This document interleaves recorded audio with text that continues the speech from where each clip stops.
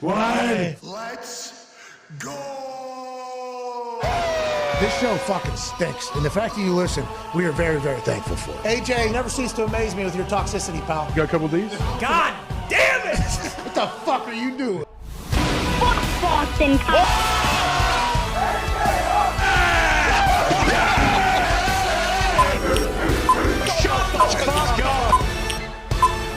Hello, beautiful people. Welcome to our humble abode, the Thunderdome. On this Labor Day Monday, September 4th, 2023, this sports program starts right now. Football is happening in college already. We had an electrifying weekend of college ball that had big-time upsets, massive comebacks, big-time plays, and a storyline developing out of Colorado that might be the next documentary piece for the next 50 years about turning around a program. We'll have Deion Sanders joining us today in about 17 minutes or so. Now, obviously on Saturday, had the incredible fortune of being back with the game day crew in front of a crowd. We're live in the Queen City of Charlotte, where the South Carolina Hawks we're taking on North Carolina Tar Heels. Mm-hmm. This is the Duke's Mayo Classic. They love mayonnaise down there, I guess. But it's who's the better Carolina we were hearing, and it was fantastic to get to feel that energy again. 175 degrees. Hot. I decided to wear all black. Smart decision. It was very, very thick down there as I was sweating, but the people showed up. We got to make some picks. I was the only one that picked Colorado. Oh, no big deal. No big deal. Yeah, it is my super dog as well with the new rules that are being enforced this year. I have a pretty commanding lead. Yeah. Now, last year I came in dead last. Okay, I missed the first couple weeks of the show, but also I did not do well in this particular portion of the show. So now we got super dog. I'm in the lead. Big time. Colorado I called. Yep.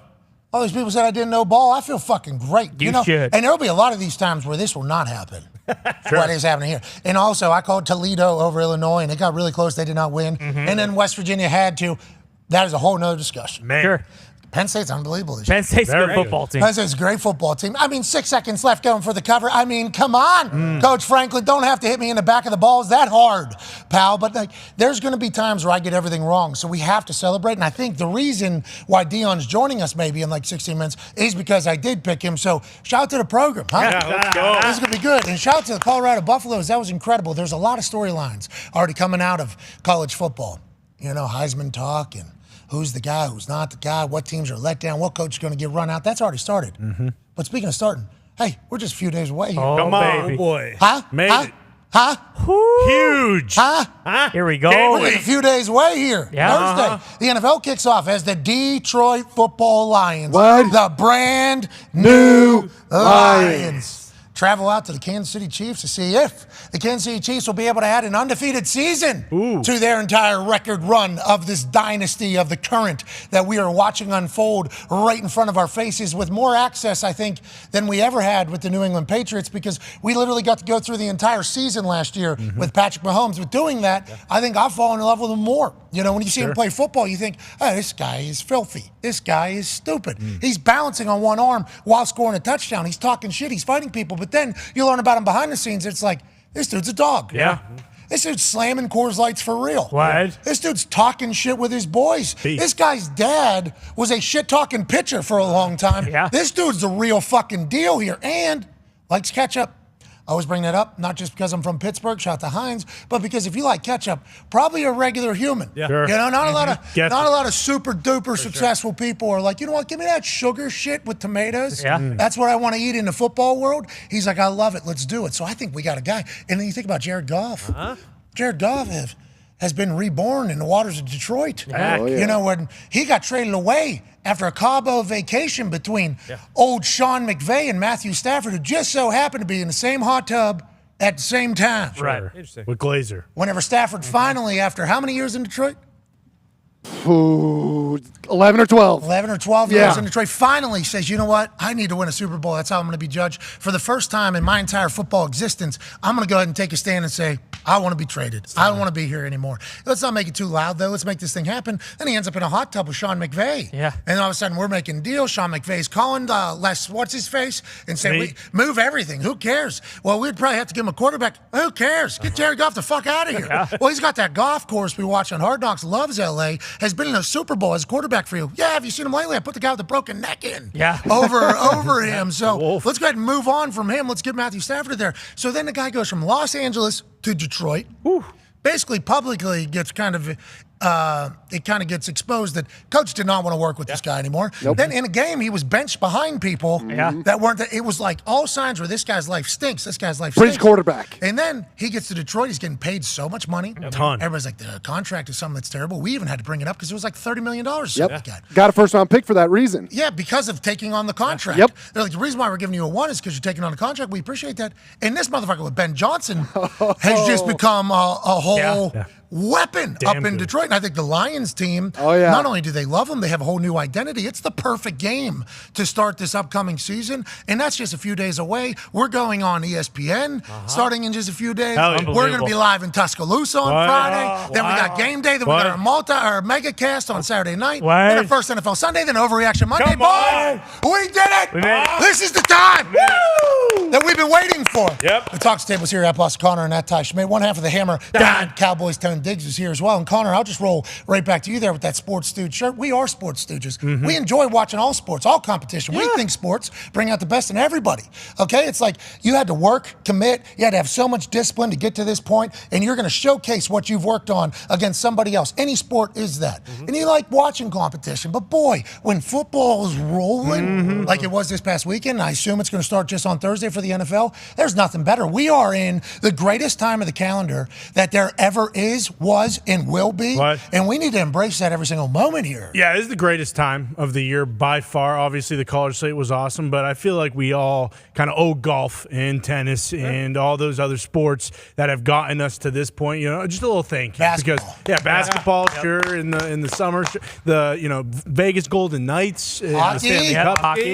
It was a hell of a run, but boy, I cannot wait to not act like I care about those sports because football's here. I am so jacked up. Even when you wake up, you kind of mentioned it before. When you wake up and football's in the air, it's like your birthday. It's different. It's the most wonderful time of the year. I know that song's about Christmas, but it's not true. Which Christmas, by the way? Also in football season. Yeah, great. Christmas Eve this year is a Sunday. Ipso fact. Thanksgiving also great time in football season. Yeah. Halloween, that's a fun one, right, Koba? Yeah, sure. Also in football. Football season. So it's just like we're not saying football was the. And Jesus was born December 25th. Yeah.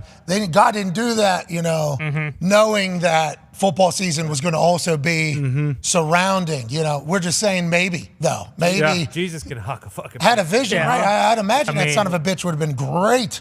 And no offense to Mary or the mom. Mary. Yeah, you got boom. it. Yeah, you got it. Yeah. Liar. I didn't mean that. Boom. Jesus. But anyways, all these things are in football season. Football season is just so great. And I can't thank everybody that has watched along for the past 5 months. Yeah. Because, boy, this show really goes to some interesting conversations. It's been bad. Bad. Yeah. Some of our worst stuff, really. For sure. Wake up in the morning, what are we talking about? We'll get in there, we'll figure it out live on air, and then we start diving into stuff that's happening. We can only observe and report. That's literally all we can do. We are only as good as whatever's going on around us. Yeah. Now, with that being said, when football's going on around us, goddamn life is a lot better. And I'll tell you what, might be a lot better for you, Ty. Iowa football might be better. Whoa. Look out. See? 24 points scored, need 25 for that Ferentz activation into his contract, so I'm sure he is in a good spot, state of mind. But maybe the Iowa Hawkeyes aren't terrible, huh?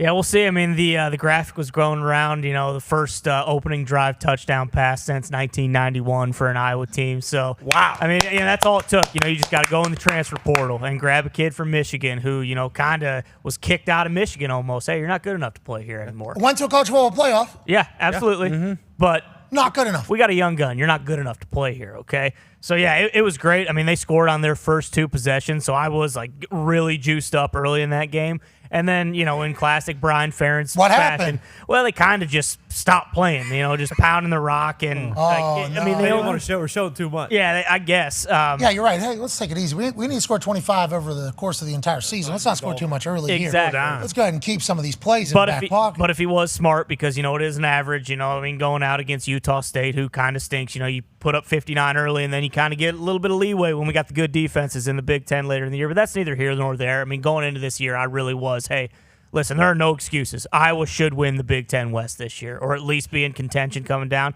after week 1. I'm still feeling great. Yeah, so let's just go ahead and throw it out there because it's a matter of fact. We have no idea who's good and who's not. Right. Because some team that got a win might be great, but we might look back 7 weeks from now and be like, oh, that team that they beat that we thought was good, not a good team at all. So actually, who cares? But with that being said, some of these teams that got beat this weekend are going to go on to be great. Yeah. And it's like we should look back on some of these wins as much bigger than people could imagine. That's college football, baby. That's right. That's college football. I love that we're in a time, though, now where these bullshit conversations that we've had to cover for the last few months actually matter. Yeah. For instance, Chris Jones of the Kansas City Chiefs, still not in the building or in the facility, has been holding out, for looking for a brand new contract. It has been reported now that it's like $84 million over 3 years is what Chris Jones is looking for. But he is still holding out. Andy Reid chit-chatted about it, and you could have heard a head coach say this exact thing probably every single time anybody has ever held out of a training camp and then into a season. Here's Andy Reid talking about his Defensive Player of the Year finalist, Chris Jones, and his contract situation. I can't tell you that. I mean, I don't know. I don't know what his agenda is or when he's coming or not coming, but we're rolling right now. I haven't put much thought into that part, Adam. Okay, so listen, and then Patrick Mahomes comes out and he starts speaking about it, and you can clearly tell that Patrick Mahomes got the messaging from Andy Reid. It is just like, hey, we are worried about who's here. We cannot worry about who's not here. We are moving forward. Then you heard Travis Kelce, the New Heights podcast, go, Chris, will you come back? You're kind of scaring me right now. Jeez. I thought we had plans to just go and get more Super Bowls. And I think what you heard there through Travis Kelce was whenever TJ Hawkinson signed his deal, and then Travis Kelce moved down the list of highest paid tight ends, when everybody knows he's the best in the game right now, especially with Patrick Mahomes, and he's a wide receiver, he's not a tight end, and he's not even getting paid as top tight end, let alone where he should be in the wide receiver ranks. So he basically came out and said, hey, well, we're trying to get Super Bowls. This is kind of the goal here. You heard what Travis was thinking. You know what Patrick's thinking. He always says, I want a good team. I don't want to do that. Then you hear this Chris Jones situation take place, and you hear Andy Reid. It sounds like everybody's just like, hey, bud, I thought we just were going to go be a dynasty here. Come on. And I appreciate that Chris Jones said, nope, I would like my money. I would like a little bit of attention, and he's willing to hold out into it. But he's millions of dollars into this thing. I think they said if he was to hold out until like week 8, which he said he was, it'd be like a $13 or $14 million hit or something like that. Damn. But his new contract he wants is $84 million. Sure. So if you could put that in comparison, I think you would be willing to lose $14 million if you're going to gain $70 million, if that's how you're thinking about it. But I don't know if they've been in contact or how close they are, but there's a chance this doesn't get done, and who knows if he's on the move out of Kansas City, and who would want him? Probably everybody, I guess. And because of the Tyreek deal, it feels like they definitely do want to keep him home, right? Because this situation with Tyreek happened last year, and then they couldn't come to something. They traded him damn near the next day to Miami, so that's got to be at least a good sign if you're a Chiefs fan. But there's no way he's playing on Thursday if he hasn't been there all week, right? There's no. Yeah, it doesn't sound like there's like good relationship status here either. You know, at all. What you heard Andy Reid say there was just like, Yeah. So, you know? Not thinking about it. Yeah, not even. Nope. I think Shane Steichen had to kind of say the same thing about Jonathan Taylor there. Towards the end, it's like, we're just assuming that he is not with us because we're rolling into football season.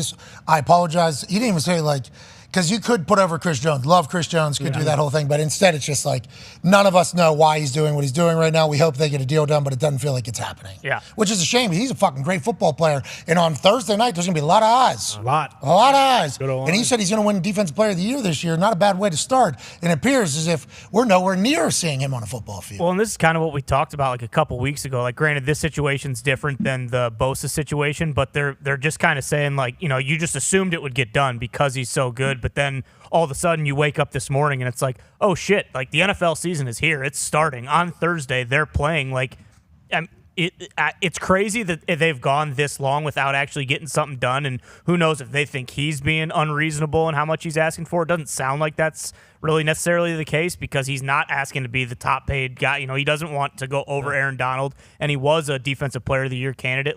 But it is just crazy that they've gotten to this point and now they've backed themselves into a corner where it's like, well, fuck yeah, he might miss 1 week, he might miss 4 weeks. Like, we don't know. might be able to move. I think Browns fans thought he was going to be a Brown this weekend. I think Really? I saw that trending on X at one point, is that they were making a play to make a move for him. I don't think Browns fans are the only ones that are like, hey, somebody should go snoop around over there to see if Chris Jones is available, because that changes your defense entirely, especially with the modern NFL. If you have an inside guy that can get to the backfield, that is a weapon. That is why people are so expensive in there that can move and groove. $84 million. I don't know how a lot of salary caps are sitting. Well, the contract gymnastics that these people are able to do with the salary caps and everything, you can find it in there. Numerous teams could have. Yeah, you can definitely find it. And we talked about it with Bean when he traded for Diggs or whatever, that if there's smoke, GMs are going to be calling. So I assume there's a lot of GMs calling. And you talked about it like it's a tough situation because what he's asking for isn't asinine. It puts him like second, third overall highest paid defensive player with similar to TJ Watt and Joey Bosa. But like, yeah, when Travis Kelce and it's a weird look publicly. Yeah. Really weird. It's a tough situation. Yeah, it's tough for him. It is tough for him, but we hope they'll figure it out, huh? Yeah. Good luck, Brett. Want to see him Thursday. We'd like to see him play. Yeah, come on. I'd like to see Chris Jones on a football field. So would I. Against that O-line? He can take this week off. Oh, yeah, he can take a this week stand, off. huh, Fox? Sure. Yes, for the players. Yeah, that's right. Just like Tone was pushing for Bosa. Exactly. No contract either. So How's that going? They should stand together. Have they talked about that much? I haven't heard anything. Me neither. No updates over the weekend, I don't think. No, I thought the report was that they expect him to play, but not that was confirmed whatsoever. Bro, remember, what was it, 10 days ago, they were like, there was reports on the internet, a deal is imminent in the next few days. Yes. And it's like, well, that's been the report for like 2 months. Yeah. Like, whenever it gets to this amount of days away from season, probably going to get the deal done. So I didn't feel like we learned anything new. Then those days passed, by the way. And then now we're kind of creeping into a soft tissue. Wait a minute, what are you, 6 days? Yeah. It's game week. We have 6 days here? 6 days. Against the Steelers? Yeah, and you got to worry about soft tissue injuries. Like, that's not good. Yeah, you don't want to lose them for the whole season. Even if you guys get a deal done, you're saying. Yeah. What are you going to run him out there and he pops a quad? Don't want that. That'd be foolish. Can't have that. Especially on. By the way, this is going to be the year. I'm excited that we're making this proclamation today. I love it. This is going to be the year nobody's getting hurt. That's right. So pumped. Not one. Oh, hell yeah. Everyone's healthy. Hell yeah, dude. Nobody. Huge news. How cool is that? It's pretty cool. Thank That's God. very big of you. Well, it's not me. No, I'm just the voice. Yeah. It's coming. Well, that's what I mean, to let everyone know. That's huge. Yeah, thank you. Yeah, I just wanted to, put it out there in the universe. Yeah, just wanted to put it. Football gods, let me know. Yep. Hey, go ahead and relay the message. No one. Every joint, cool. Every ligament, fine. What? Every muscle, pliable. That's right. Okay. That's what the football god said to me. Now, I don't know which football god is chatting with me, if that is their department or not, but I got a good feeling about this year with injuries. We're going to be good, baby. Hell Thank yeah. God. We're going to be good. Healthy team. Hell yeah. Put that in the universe one time. No injuries ever. That would be fucking fantastic. But whenever they do inevitably hit, a lot of these deeper rosters are going to be in a much better spot. You need to get your top guy done. And I think Bosa should be in the building. I think that's a good person to have so you can look at him and say, oh, that's how it's fucking done. Speaking of, there's been a man that I think a lot of us have looked at and said, hey, that's how it's fucking done for a long time. Not just in the sports world, which he was dominant in 2 of them. Damn. Not just talking about like, hey, this guy played multiple professional sports. It's like, hey, this guy was dominant in multiple professional fucking sports. Then he gets into the coaching world, and now all of a sudden, he's the biggest story in college football. Why? Because what he said was going to happen, happened. And now he's wondering, why is everybody so goddamn confused? Ladies and gentlemen, joining us now, Colorado Buffalo's head coach, Coach Prime. Yeah, Coach! What's up, man?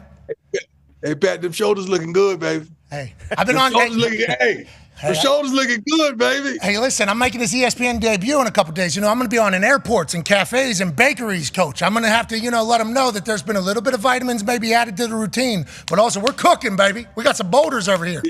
And thank you for having our back. Don't think I watch everything. Thank you for having our back.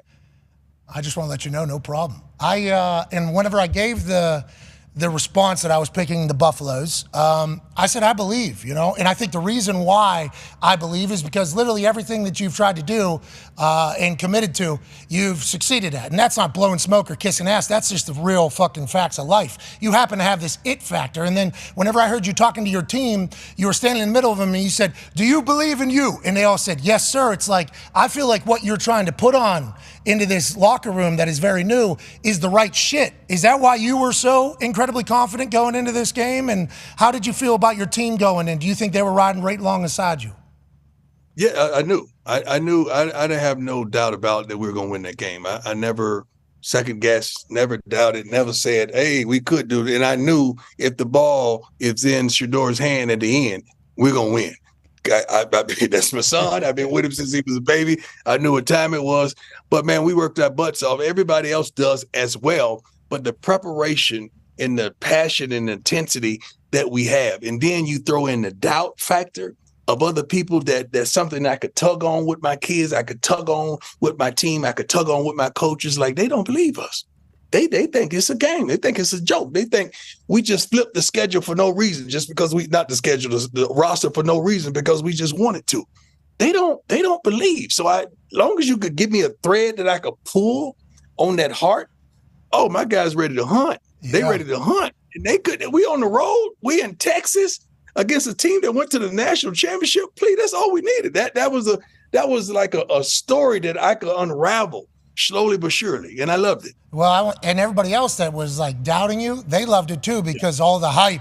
This guy's doing something that you're not allowed to do with college football. And I don't know if you heard, but like Coach Lee Corso, he felt like a little bit a certain way about it. You know, a lot of old school college football people did. He said it on the show about how whenever you go in there, you got to treat, the people as stepchildren. And you went in there and say, hey, this is how it's going to be. And then I heard an interview with Joe Klatt. You said like 30 of these kids quit, or 20 of these kids quit, like they're not my people. But then, the conversation on the other side is this is what college football is now. You're able to do this with the transfer portal and the NIL. So everybody is going to try to do what you did.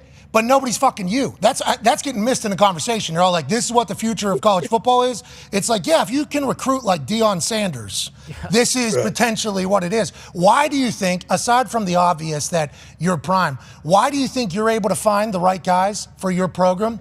And how do you think you go about finding the right guys for your program? Because to get this buy-in this quick, you've had to find the right dudes, not just the right players. And you've seemingly done that. Well, first and foremost, you got to understand, you got to identify the staff. We identified a heck of a staff that's very complimentary and very good, at what they do. They're engaging. They understand the relationships. They understand the reliability, the dependability. They understand how to talk to today's kids. Now, once you get that staff in place, now what we going to look for? Smart, tough, fast, disciplined kids with character. But not only that, kids that love the darn game. I know it's no way to detect love from inside the heart, but it's little things we listen for when we're interviewing these kids. The little thing we look for when we're watching these kids. The little thing we look for when they come up and they bring their families. It's little things, little nuggets that, man, they'll tell on themselves if you give them time. And we look for that kind of stuff. That's why we're able to assess these kids ain't for us, but these kids are real quickly. And we're still in that process. So now we just got to find these kids that are like-minded, because you talk about Lee Corso, old school. Baby, I'm old school. I ain't an old fool. I'm old school to the point. We do stuff kind of militaristic at times. We wear black socks at practice. We don't do this. People would think because the way I stunted on the field, my uniform is out of order. No, I didn't get fined on uniform fines. No, I just wore it the right way. Had to. We're very militaristic and structured in how we do things, because if you allow these kids to get outside the gate on this, they're going to get outside the gate on that. So we know what we want. We identified and we go get it. Okay, and I think that is something that was missed in your story whenever there was a lot of schools that were hoping for your services. Only one of them, and I saw the embrace with the AD after the game that said, hey, we want you entirely. I think there was a lot of people that didn't expect you to be somebody that holds your team accountable. You're a former player, obviously, and money, hey, everything you've done has been a production, and you've backed up everything you've said, but I think people don't expect that from you. So then whenever you get the right guys in there with the talent, and then you can still coach the way you can coach, that's a recipe for success. Another recipe for success is having a guy that can play, 144, this dude's fucking unbelievable, Prime. Hey, man. He's unbelievable at football, Travis Hunter. This kid, first of all, you got to understand the commonalities that we share. Travis is a kid that really grew up in Florida that moved to Georgia. So he understood, my journey. Travis loves fishing. I love fishing. Travis is pretty much a homebody. I'm pretty much a homebody. Travis is really recluse to a point, like I am as well, when I don't know people and kind of stand offish. But when I'm in the crowd, I turn into him, that dude.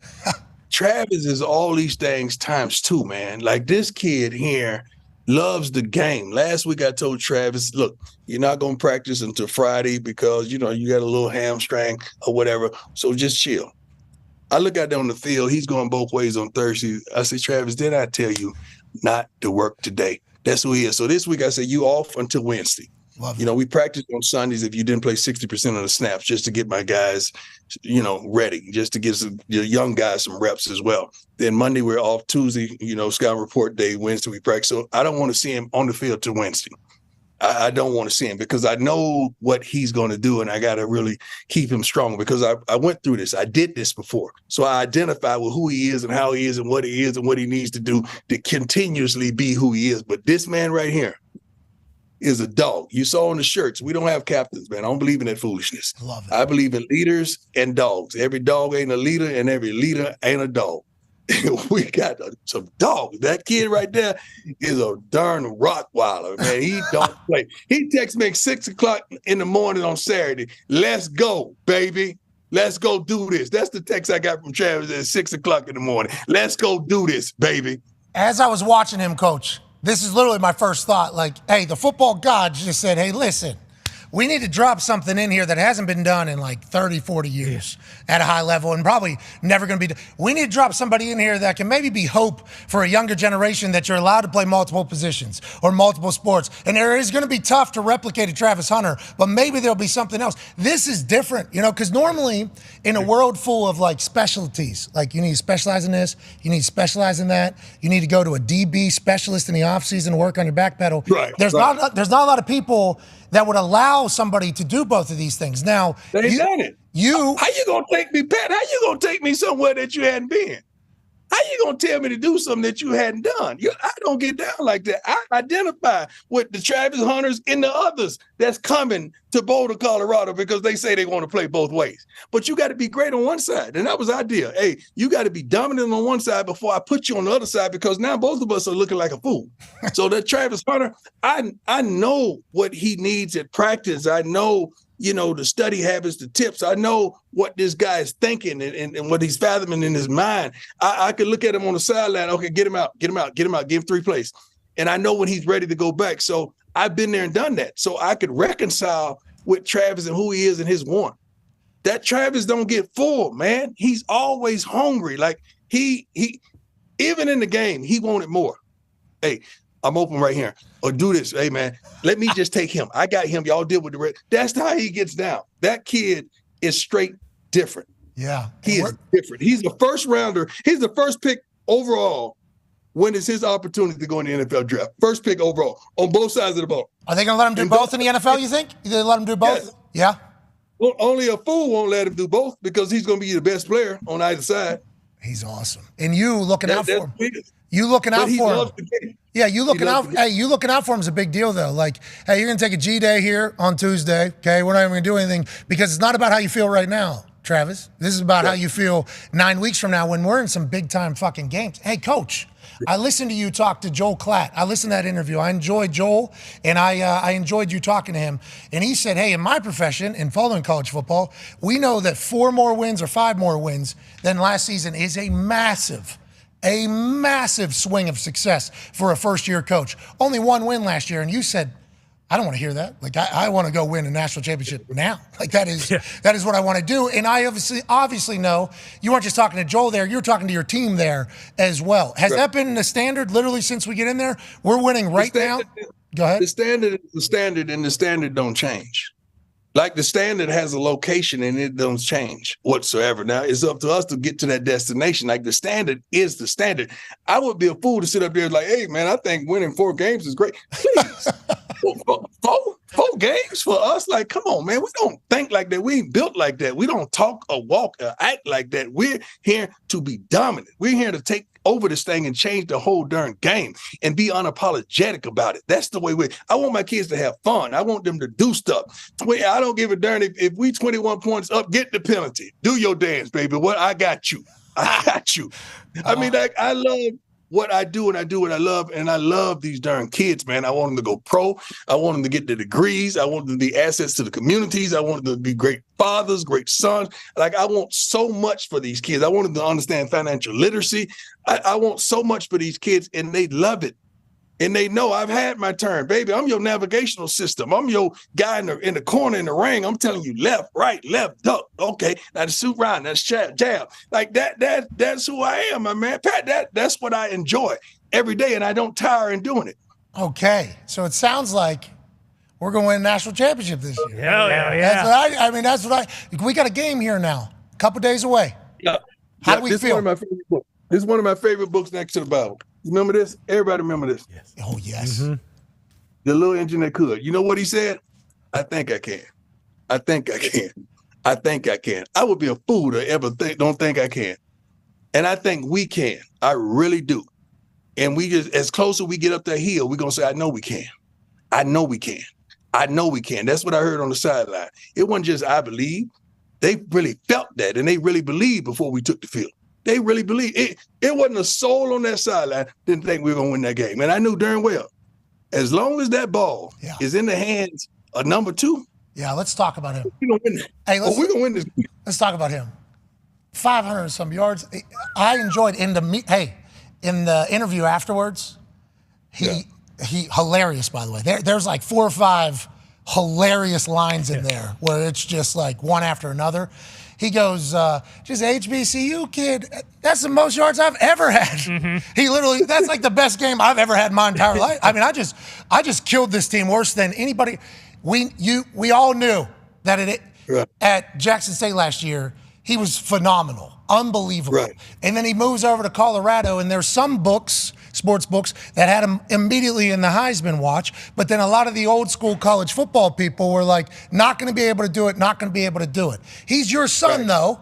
He's your son. So if you weren't coaching him or playing somewhere else, I think there's a lot of us that would be like, this is Deion Sanders' son. We should at least show a little bit of respect that he's been there, done that his whole life. He's got a chance to learn it all. What do you see in Shedeur that makes you think like, hey, this guy is going to be a dude forever? And also, why is he so fucking good? He was clinical, bro. He threw one ball out of bounds, and then he dropped one in a bucket. He's clinical. He's clinical.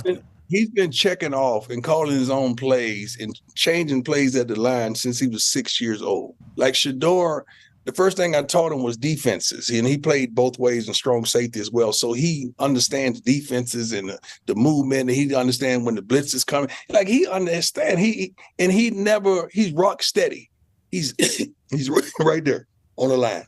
Never gets too high, never gets too low. He's rock steady. He's not going to be flustered. He's going to maintain himself, and he'd rather throw the ball than run the ball.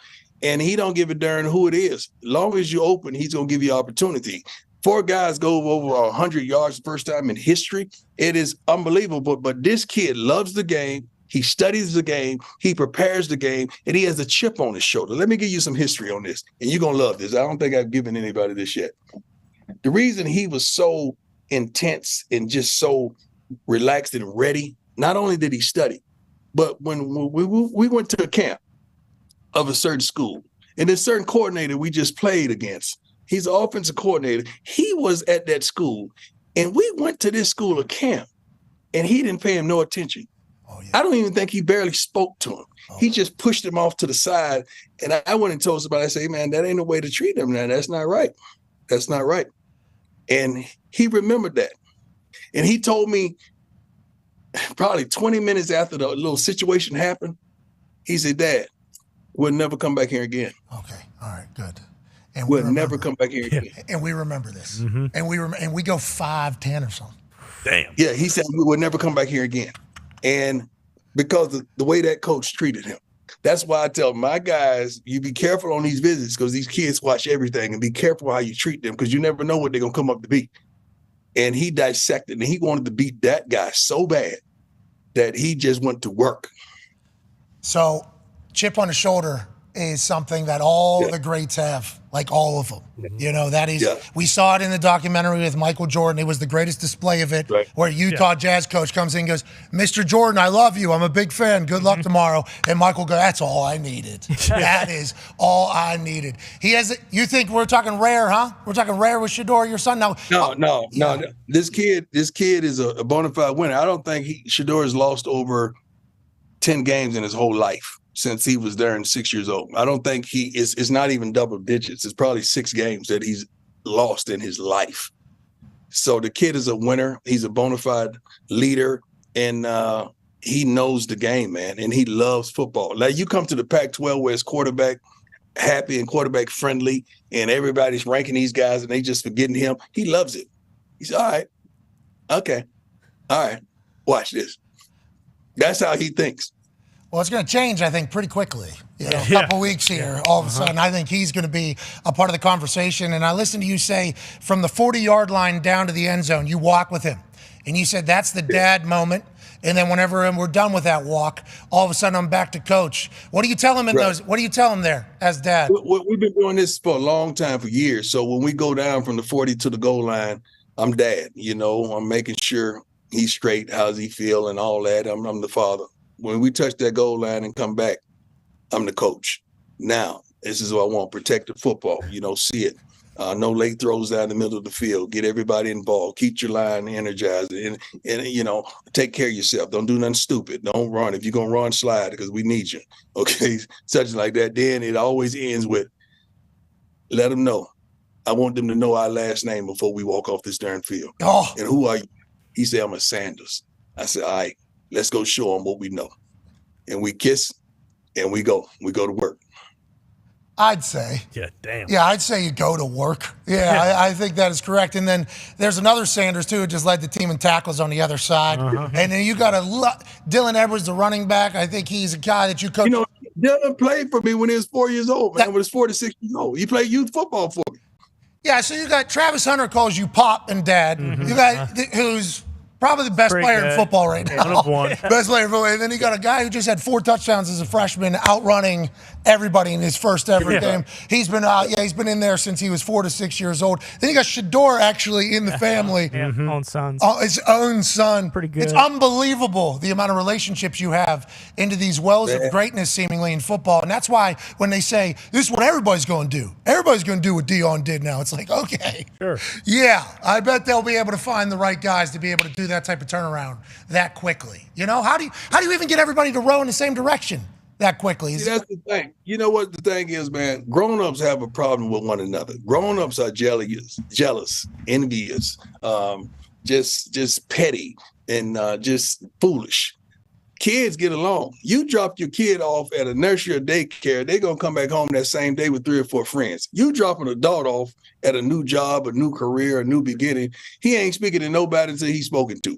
That's just the nature of life. These kids migrate towards one another, man. They can't wait to get to know somebody from Florida, being a California kid, or somebody from Boulder, being a kid from Georgia. They can't wait to click and get together. So grown-ups are the ignorant ones. Kids, they get together all alone. The thing that I'm most proud of, though, out of the whole game, we had 6 penalties, man. Yeah, I saw that. Yeah. Only 6 penalties, and those 6 guys going to run tomorrow for that 6 penalties because we're disciplinarians as well. But I loved it, man, because we weren't supposed to be disciplined. Well, of course not. We had 3 of them on one darn drive. 3 of them on one drive. But 6 penalties the whole game. I love it. I absolutely love it. What's the run? What's the punishment? Gases up and back. Up and back is 1. I respect that. Anybody get 2, or was it all 6 different guys? 6 different guys. Okay. 6 different guys. Yeah, 6 different guys. Yeah. Well, I would like to see what happens when a guy gets 2 of them. You know, that'll be see what the next step up there is. Well, Coach, good luck this week. We can't wait to continue to watch your story, and let's go, man. Let's go. Hey, we having a good time doing what we do. We really do, man. And I thank you for the platform. I thank you for the love, because the more you guys talk about it, the more our kids get love, and they get the respect and appreciation that they want, and they absolutely love it, man. So keep on doing what you do, and we're going to keep on doing what we do. Hey, sounds like a deal, bro. Team on 3. You were clean, too, man. You were clean, too, man. You were clean on Saturday, too, baby. Hey, you see that? You look good. Come on. You look good. Yeah. You change it up. You look good. I had a belt buckle on, too. I felt like a real fucking cowboy out there. You know what I mean? You know what? I'm looking for a buffalo, too, man. If you run across a buffalo, I'm looking for a buffalo because I'm going to rock a big belt buckle one of these games. Oh, you want a buffalo belt buckle? Buffalo. Yeah, we can find that. No problem. We'll have them shipped over there. We appreciate the hell out of you, Coach. Have a great week. God bless you, man. Ladies and gentlemen, you, Coach Dahn Sanders. Yeah, Coach! I mean, yeah. That was all I kept thinking about. Yep. Is the reason why the old school guys hate it is because I think the natural feeling is this is what it is going to be now. Sure. Yeah. This is what it is going to be now. Mm-hmm. And it's like, yeah, maybe, maybe this is what it's going to be. But also, like, maybe that dude that was just talking there is, like, not a normal. No. Like, there's not just 10 of those out there. Yeah. He coached that guy when he was 4 years old. Yeah. All those dudes he was coaching whenever they were Shador's age, whenever they were little kids, the reason why he got into coaching, I think is because of Shador. Mm-hmm. All those kids he was are now in college or a little bit younger, and you don't think whenever he was at practices, the younger teams didn't look up to Coach Dahn Sanders and probably family members. It's like he has built a pipeline. He has built a pipeline. Yeah, for sure. And then let alone the winning. If they have success, now you can talk about people that are in their third year, fourth year that are pretty good. Like Kavosier Smoke, for instance. He didn't even have that big of a game. He didn't do anything. He was backup running back for Kentucky. If they need him to do whatever later, he's lightning. Like, there's a lot of guys I think we didn't get to see that all have incredible talent that are on that football team still. So people are talking about, are the young guys going to be able to make it? It's like, those are just the young guys we got to see. Mm-hmm. I have no idea what the other young guys are that we haven't seen yet that will inevitably come, even though football gods said there's no injuries coming. That's true. At some point, we're going to really test the depth of his recruit. 80-some people is a lot of people. Yeah. Like, that's a lot of people, and there's a lot of talent in there that we haven't even seen yet. And then you think this is the next 3 years probably. 2 to 3 years at least. It's like they got something brewing over there, and they're moving over to the Big 12. Yeah, the two running backs that everyone talked about them getting, I don't even think got any carries, to be honest with you. So, and then I heard a story this morning, the Dylan Edwards, the running back that had 4 touchdowns or whatever, he was committed to Notre Dame, and then soon as Prime got the Colorado job, he was like, oh, I'm going there. Yeah. And that's going to happen more and more often. No, that's going to happen with a bunch of people. It's like, I don't think so, bro. That is not something that's normal at all. Well, and I think a big part of it, too, like, it's kind of similar with, like, the Jeff Saturday situation. Like, that there's just jealousy because it's like, oh, well, Deion didn't have to, he wasn't an OC or, like, a quality control coach in college. He didn't have to do all that kind of stuff. He's a Hall of Fame, one of the best NFL players of all time, and he gets it. But Deion said, like, years ago, he's like, hey, I didn't want to coach. Like, this is a calling. Like, he's very religious, and he said, like, he felt like God told him, like, hey, this is like your mission now. It's like you have to go coach, because he obviously cares about the young kids and wants them, wants to turn them into men. And like you can just tell by the stuff he's saying, like he's a coach. He understands what he's doing, and like he knows how to get guys to do shit that they don't maybe necessarily think they can do. And on the flip side, you hear what the guys are saying about him. Right? Yeah. Travis Hunter literally said, this is my pop right here. Love him. Like whenever he was talking about it. And Shador obviously is going to, have to say he loves his dad. Of course. I mean, that'd be quite a story. Right. Yeah. We'd lead game day with it. That'd be huge. Shador Sanders says he does not love his father. Deion After Sanders' 6 bad games. That'd be a big thing. But you listen to all these guys talk about him, and it's like he's saying we're military. Mm-hmm. Yeah. Ian? Is that it's militaristic. Mm-hmm. Militaristic is the proper one. As he was saying it, I was trying to figure out how I would deliver that word if I had to as well. Big word. And I think I'll just stick away from it. But he's militaristic, he said. Accountability. We're all wearing the same socks. He said, people talk about how I dress. That was all within hey, you give me the rules. I'm going to make it my own now. Yeah. But I will be within everybody's rules. That seemingly doesn't get talked about a lot with him, because everybody sees the flash and everything. He's a badass coach. He's a hard ass, I think, which he thinks the guys need. And obviously they're responding to it very well. Well, and that's why it's impossible to, everyone's going to be able to do this. Because one, he's not afraid to coach hard, which he does. I mean, that's one of the things we saw and talked about last week, how if one fights, we all fight with Colorado. And the other thing is he is one of the greatest corners of all time. Like, is Tom Brady going to come in and be the head coach of Michigan? Because I guess he could probably do it. But the list of people that could. The head coach of Michigan right now. Yeah, yeah, he died. Rest in peace. Yeah, it was a good run. It's really sad that father is dead. The internet, you guys in the internet are the worst. Dude. I just want to let you know that. Dude. You guys they're just taking a stand, for their self-imposed penalty. Yes. That they had to give for a cheeseburger. That's right. Speaking of, rest in peace, Jimmy Buffett, cheeseburger. Yes. Yeah. Hope you're having actual one. rest in Yeah, peace. that's real. Hope you're having one. Four's up for that. Gumpy almost had an aneurysm when he saw that. You can't put your fours up in the first quarter. It's against the rules. Save it for the fourth if you're going to do it. It's ruined forever. They didn't know how many people were going to be watching the Ruined fourth quarter. They forever. knew ratings might go down. That's right. They didn't cover either. They wanted everybody to know. It's not ruined forever. It wasn't for 4 quarters of football. No. It was for 4 out You there. put fours up on That the field. four's It in the better Ring be of for Honor the and the fourth Colts, quarter. too. Don't you forget I'm excited about for her saying the Colts to come out on Sunday Yeah. and put their fours Yeah. up to start the game. Well, they're going to spell out Harbaugh with the Marvel characters, right? Isn't that what they're doing? Listen, Chris Angel's fucking breaking a record Friday night at Lucas Oil Stadium, so show some damn respect. Forgot about that. That's right. That's Friday, though, not Sunday. Yeah, that is interesting. So more eyes on Sunday, so they'll probably do the Marvel thing. Listen, I disagree with the way they utilize their budget Sure. with the performances at halftime. Mm-hmm. I've been open about that.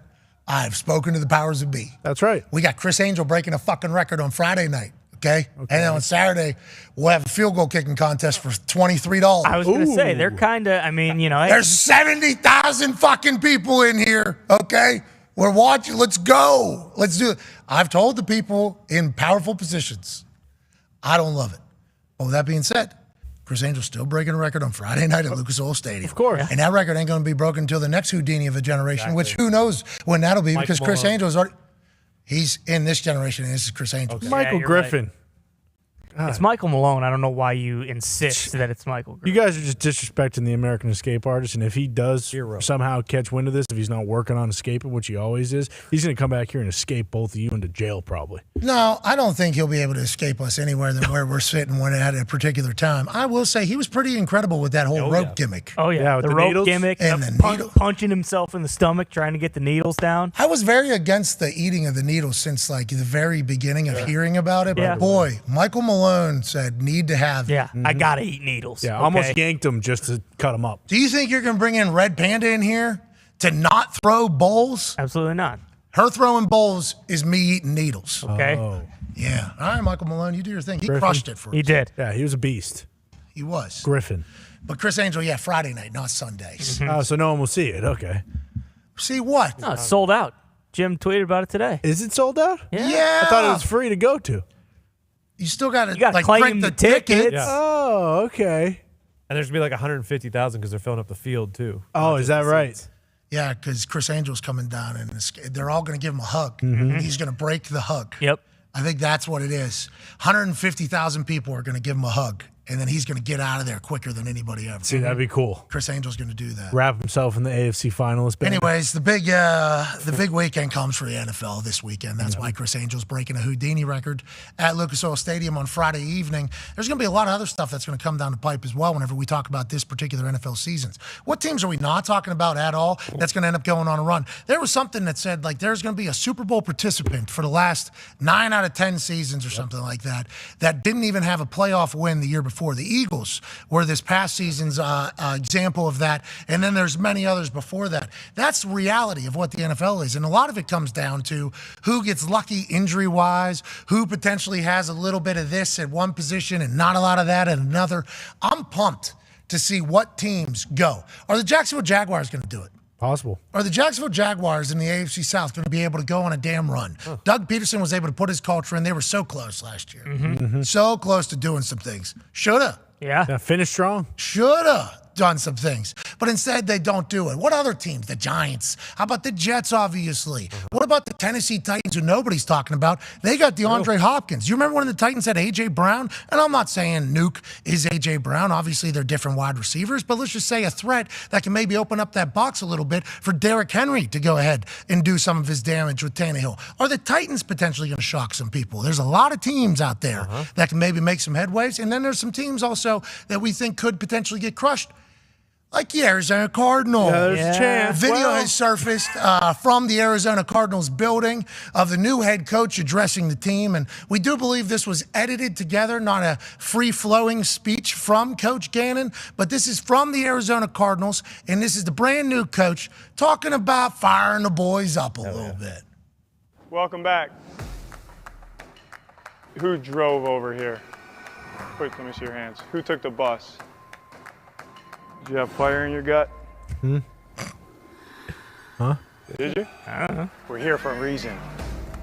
Don't get that twisted. Nope. Okay, we're here for a reason to win games. Yeah. So if you didn't have that fire in your gut, you better light the fire pretty fast. Yeah. Yep. Be who you are. Just understand, I'm looking for killers. Yeah. Let's go. Shout out to Arizona Cardinals flight plan. Let's go. That's their Hard Knocks. Yep. Okay. Uh-huh. Getting a peek behind the curtain of Coach Gannon. Damn right. He wants some fucking killers, dude. That's right. I want guys that take the bus to work. That's right. Okay. I don't know what year it is. I don't know how this goes. I don't even know what the bus operation is out here in Phoenix. I just want to let you know, got to have a fire in your gut. Yep. We're looking for it. If you don't have it, get some kindling, man. Yeah, figure it out. Yeah. We need some. We need some fire now. Get some lighter fluid in there. And I understand that this seems eerily similar to the Sirianni opening press conference. Sure. Where he said, like Stinky, more athlete take over. And we all said, oh, okay. A buffoon is the coach of the Philadelphia Eagles. A cool paisano buffoon, a guy that everybody in Indianapolis loved. Well, this guy can't speak. I feel like a large part of coaching is speaking. And then here we are years later. Sirianni's one of the greatest coaches in the NFL. And we are so incredibly happy that he's a coach. And the entire culture in Philadelphia is one that matches the city and is one that is entertaining for the NFL. So maybe, just maybe, this Gannon situation is similar. But I pictured myself in that room. And I had a tough time coming out of there without saying something just, hell yeah, hell yeah. Yes. Hell yeah. Hell yeah. Fucking killers, dude. Yeah. Which I love. I absolutely love the fucking killers line. I hope they have that in there. And I hope he's able to put that inside of that culture. But the delivery was certainly one that I found fascinating. And we're going to have to TBD on our thoughts here on the Arizona Cardinals going forward. But maybe they do just have a bunch of homicide in there. And they got killers all over the place. And they're able to go win that daunting NFC West. I mean, I think it's certainly possible that he called Sirianni and was like, hey, how do I address these guys? And Sirianni told him, like, hey, you got go out there and give a D- speech. Okay, can't be an F because guys will turn off right away. Got to be at least D-. Like when he, kind of, do you have that fire in your gut? Do you? Like kind of challenging guys a little bit. And then killers. Fucking. Yeah, I want some fucking killers. Make no mistake about it. I think the biggest difference, the Eagles had a lot of good players when Sirianni first got there. I saw Jimmy Connor. Yeah. I saw Buddha. For sure. I saw some people in the background that didn't raise their hands for either answer. Right. So I was watching that. Whenever How you said did they get to work that day? That's what I was wondering. The people that didn't answer. Yeah. What if maybe they bird scootered? Yeah. Didn't leave, maybe? Oh, sleeping here. Sleeping in the locker room. Yep. So what if that was his big gotcha there? All right, who drove in here today? Okay. Who took the bus? Okay. Who took the scooter? Okay. Who walked? Okay. Keep your hands up. Keep your hands up. Who took a bicycle? Okay, everybody's hands are up there except for mine. You know why? I fucking slept here. Bitch. Okay. So that's what I fucking need out of all you. That would have been an interesting little turn. Yeah. Yeah. But instead what I saw was nobody answered him in the back. Yeah. And that's not good. No, it's not. That's because knock on wood if you're with me, you know what I mean? Sure. That's a big thing. The give and take of a speech, team meeting, who's dialed in, who's not dialed in.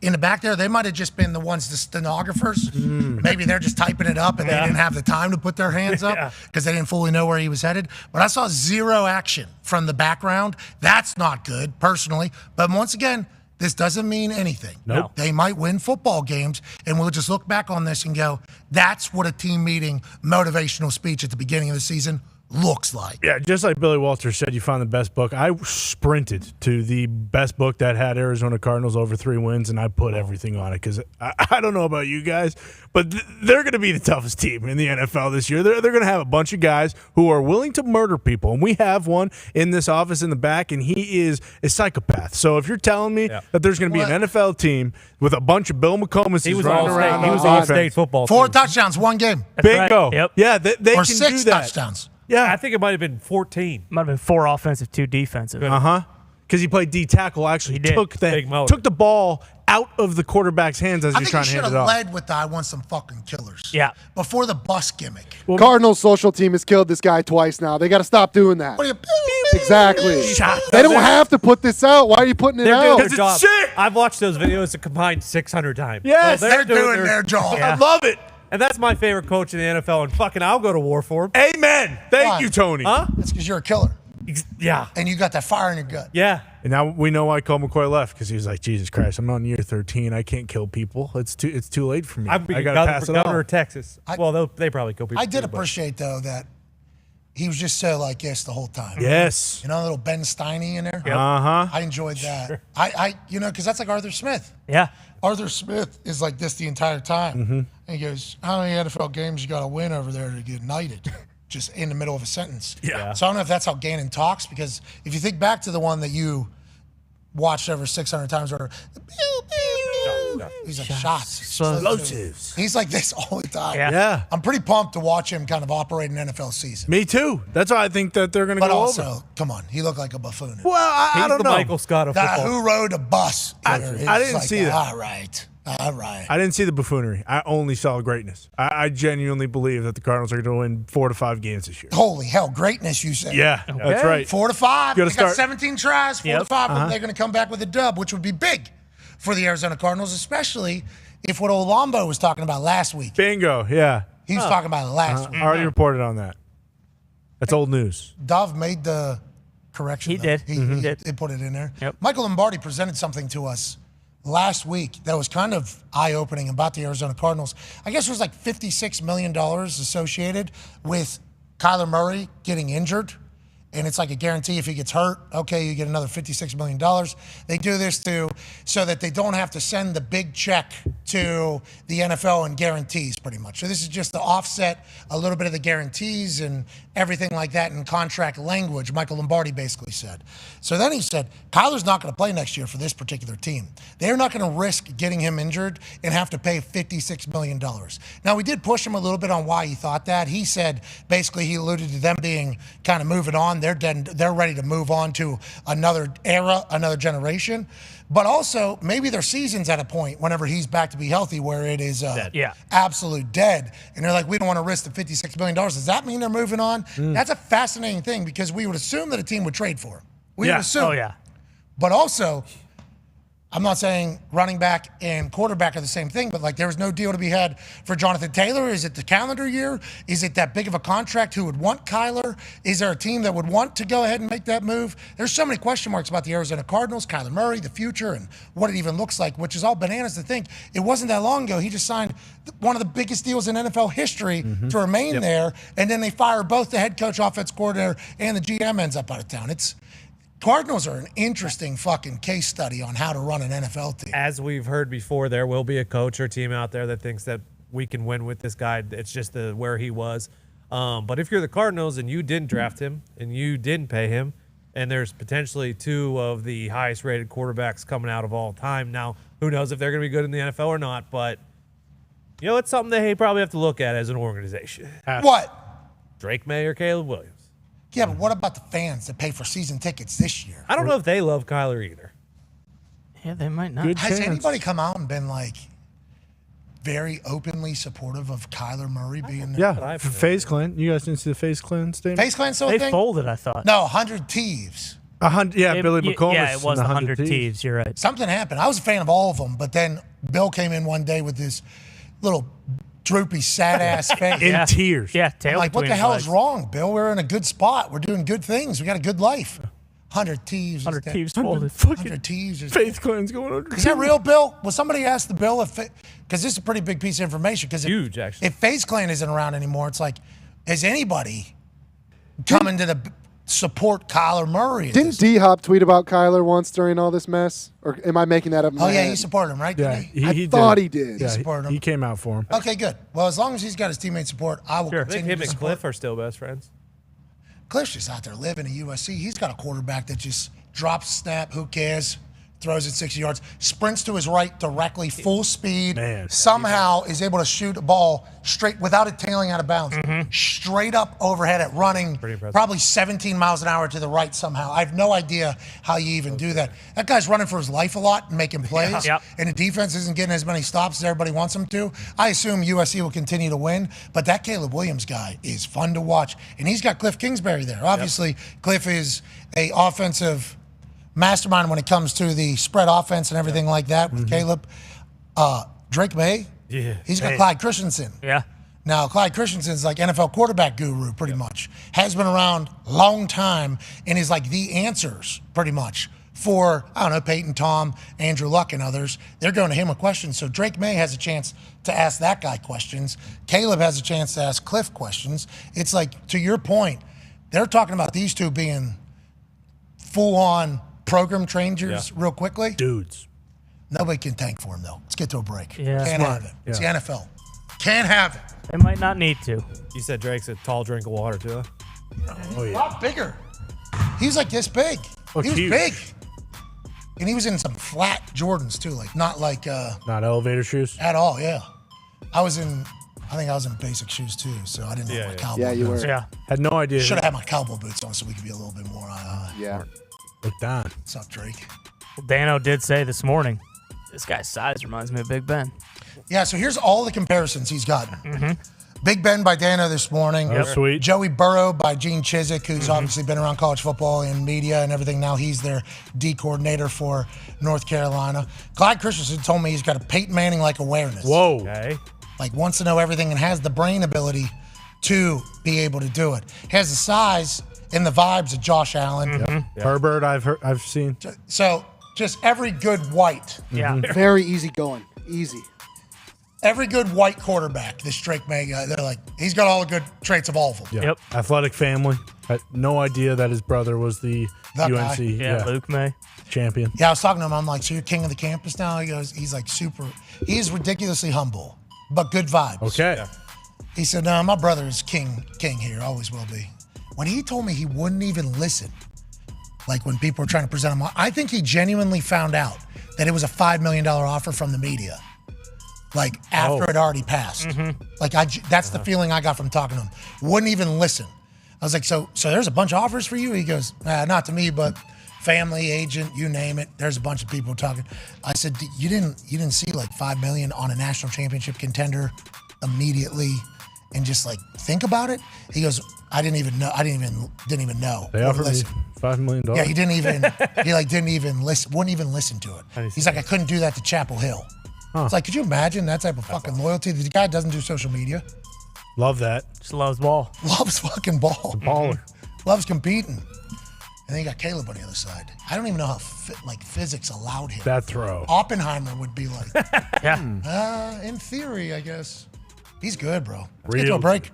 We'll be back on the other side with AJ Hawk. Also, TJ Lang, former Detroit Lion great and Green Bay Packer great, and Eastern Michigan University Eagle great. That's right. Knew that. For sure. Ypsilanti. Hell yeah. Ypsilanti Beautiful Eagles. Fucking love it. Beautiful. Especially in the winter. It's there right on in the eastern side of Michigan. Yep. Yeah. Exactly. The Eastern Michigan University. Just north of Detroit. Oh, that's what I'm talking about. Nothing better. Bam, bam.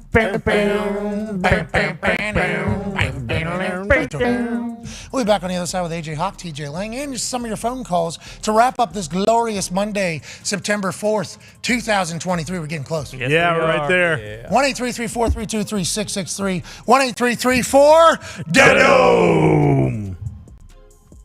Nice. Oh, Son of a bitch. There it is. swack. Oh, man. Rain dance. Yep. Oh, bonus ball. Come on. We got to move that scooter. Yeah, it's early, too. Bonus ball. Bonus ball. Nice. Floor is lava. Here we go, boys. Come on. Yeah. This propels us into the next 2 hours. That's right. Need this one. On this Labor Day, Yeah. at this time, What? with this ball in that hoop, What? Hell yeah. if this goes in, we won't be alone in Tuscaloosa. Okay. I'm very worried about that. You shouldn't be. Yeah. Alabama is not a. I've scrolled through everything we have that tells you exactly where your humans are. Sure. Boy, Alabama, alphabetically, I guess it's up there. Okay. But whenever it says like, Numerically. I'm telling you, though. we are not beloved. Well, per capita, I mean, there's not a lot of people in that state. Yeah, they don't have a lot of internet in Alabama. See, that's the reason why I think. Because they think that we're assholes. That's true. They think we're Yankee assholes. That's true. Third week of school, these kids are going to be looking for whatever reason to skip class on a Friday. whatever reason. All right. We'll see. Oh, no. Oh, my God. Hope you're happy, Ty. Yeah, listen, I'm not worried about it. I don't think you should be either. All right. Be a friend, tell a friend something nice. Take 5. 5.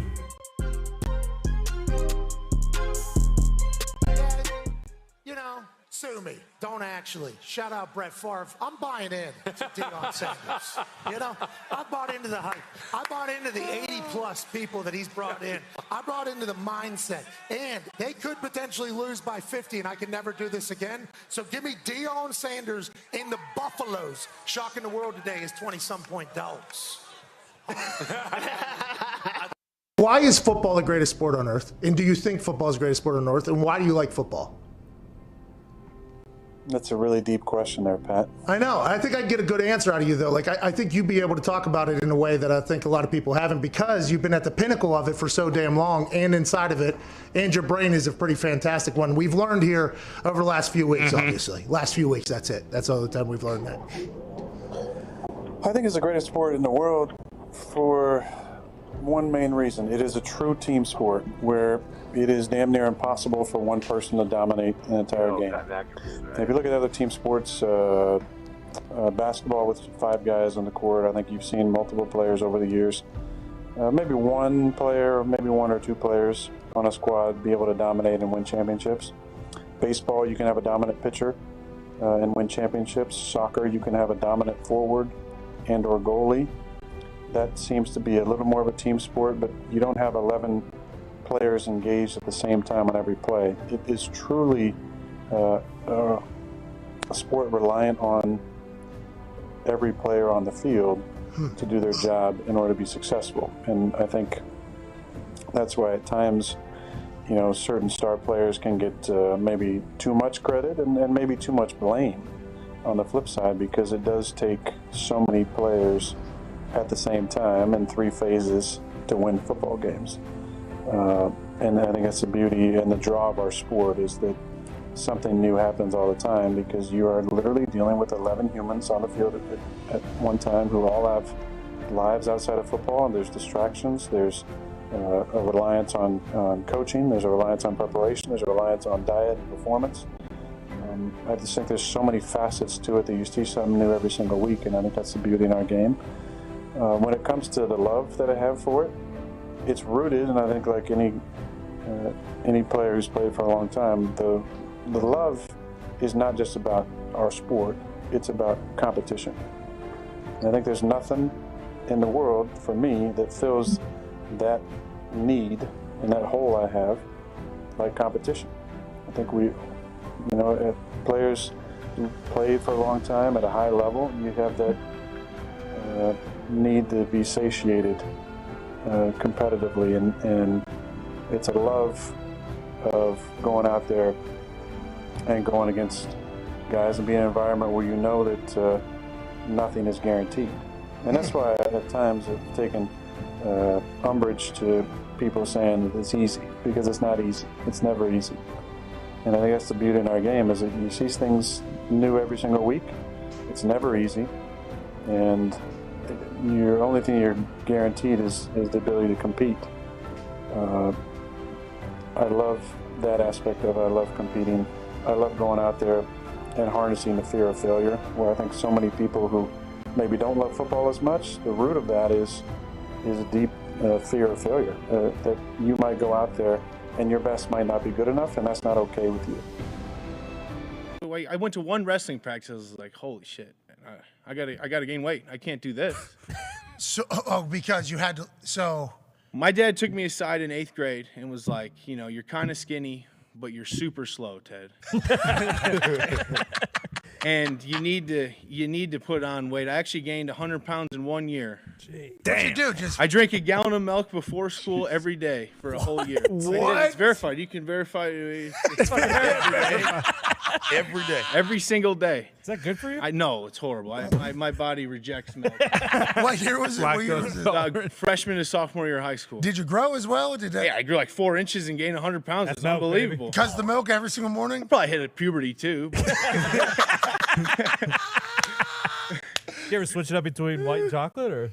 No, 2%. 2%. Give me the whole. Give me the thick stuff. Maybe yeah, on a day I was feeling weak, skim, but still a gallon. Hey, Why? let's go. This show fucking stinks, and the fact that you listen, we are very, very thankful for it. AJ, never cease to amaze me with your toxicity, pal. You got a couple of these? God damn it! What the fuck are you doing? Foot Boston.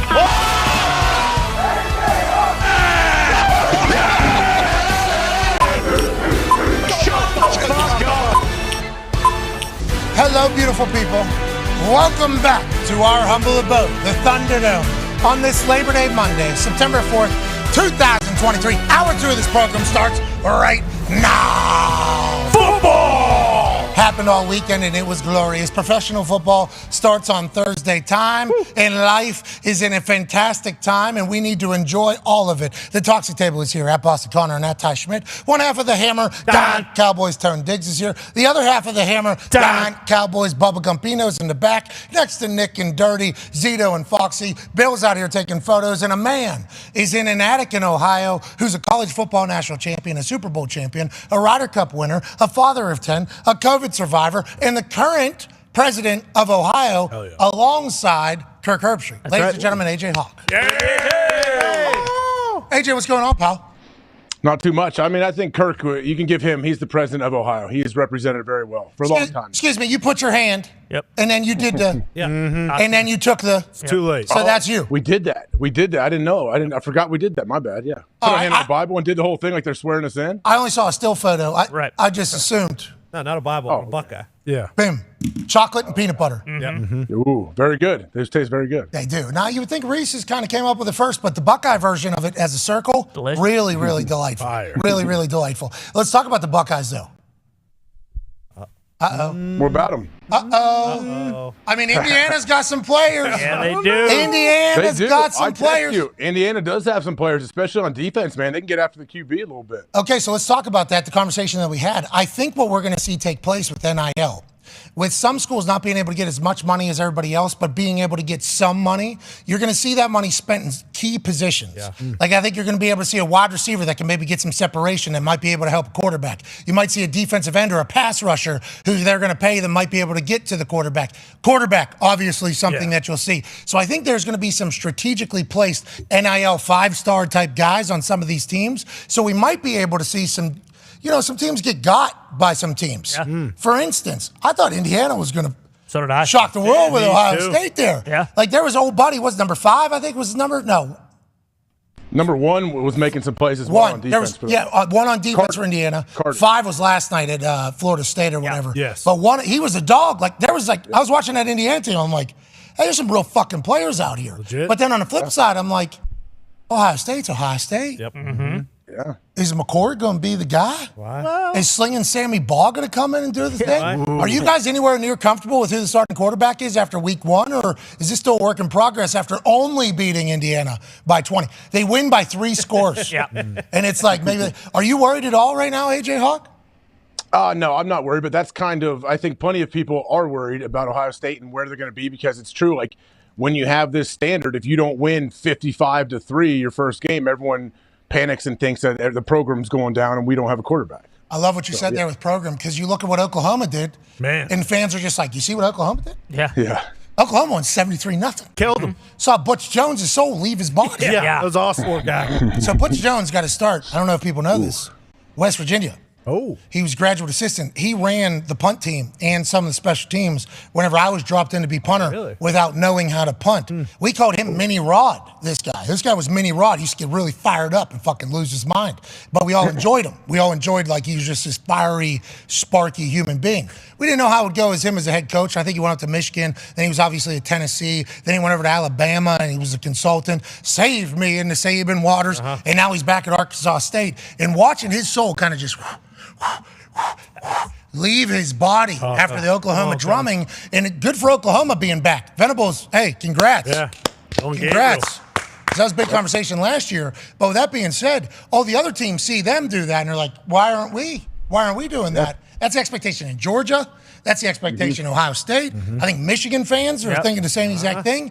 It's interesting at the top how kind of I don't want to say unsatisfying it is, but like kind of. Yeah. Like you win by 20 week 1, and it's like.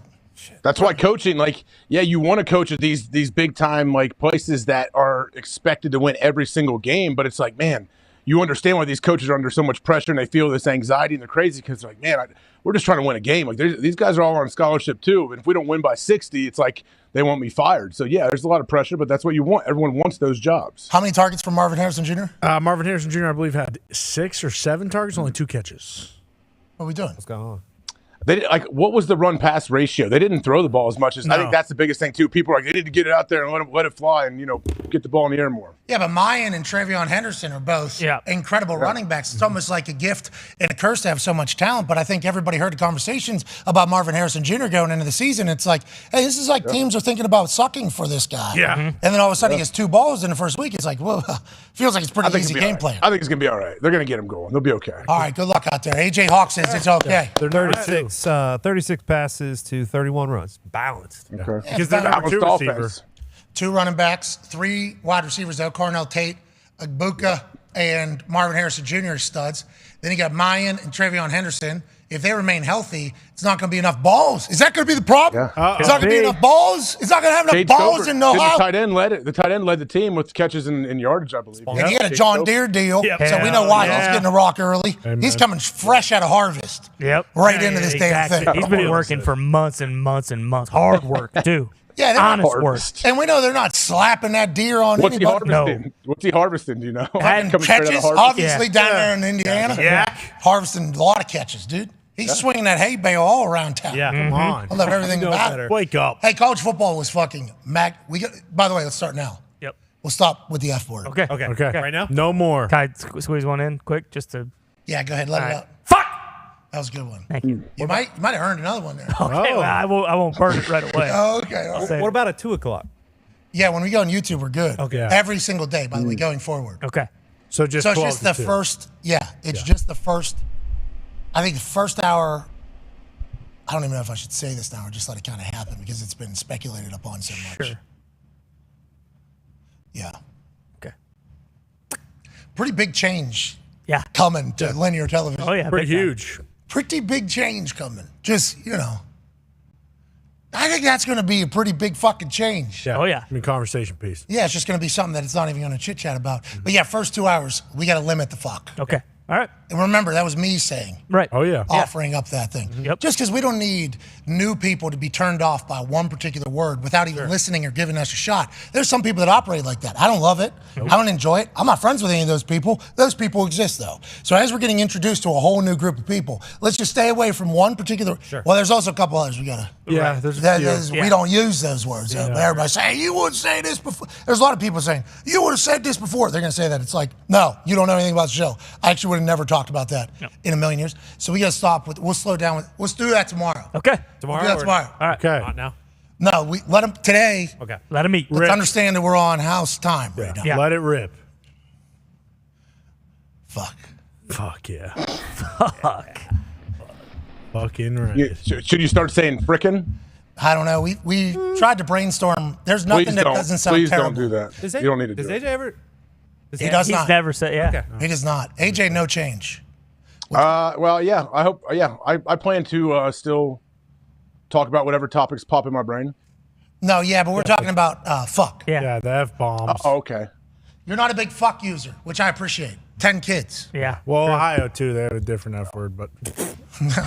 What is it? What would that be? Con? What are you talking about? You Con? tell me. It's just what I've heard through the grapevine. I don't know. I don't know what you're talking about. I have no clue. Joining us how now. many letters is it?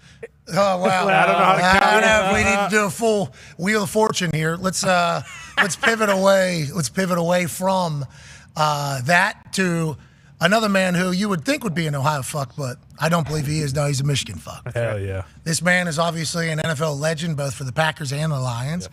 He's a man that is friends of the program and also an Eastern Michigan Eagle through and through. Hell yeah. Ladies and gentlemen, a guy who has been discussed about numerous times because he's been involved in numerous bar fights in which he won outright. Oh, yeah. Mm-hmm. Ladies and gentlemen, tough son of a bitch, TJ Lane. It was only one bar fight. It was talked about, though, a lot. Yeah, it was talked about a lot. And it always goes like, he won. if you're wondering, he won. It's kind of how the story goes. So we appreciate that. In my mind, it's just like a video game. You walk into bars, clear them out, and then you go to the next place. Anyways, thank you for joining us. I would like to dive into, obviously, Chiefs-Lions on Thursday night, because what a time for Detroit Lions fans being showcased in the opening night. This wouldn't have seemed very realistic just a few years back, and here we are. Motor City Dan Campbell, Goff, and the boys are one of the favorites in the NFC. We'll get into that. What I want to talk about is Eastern Michigan University, because there was a piece on Eastern Michigan this weekend on College Game Day where Brian Dooley, one of the tackles for the offensive lineman, gave up his scholarship to another offensive lineman who, amongst other things, was selling his blood plasma so that he could pay to go to school at Eastern Michigan. Now, with the timing in which it all fell upon, there was no scholarships available for this guy, kid. So Brian Dooley, who was on scholarship, chose to give his scholarship to his teammate. And I think everybody just assumes this Brian Dooley kid is just rich. Like, oh, it must be easy. He's not. He's not from a rich family at all. His family actually came out and said, we're going to have to take out a loan for this, and we'll make it work, and we'll go forward. So it's not like what you thought. And I just want to ask you, like, Eastern Michigan here, let's go Eagles. Is this the nicest gesture you've ever heard from a teammate ever? And is this not such a beautiful depiction of offensive line and football, TJ Lang?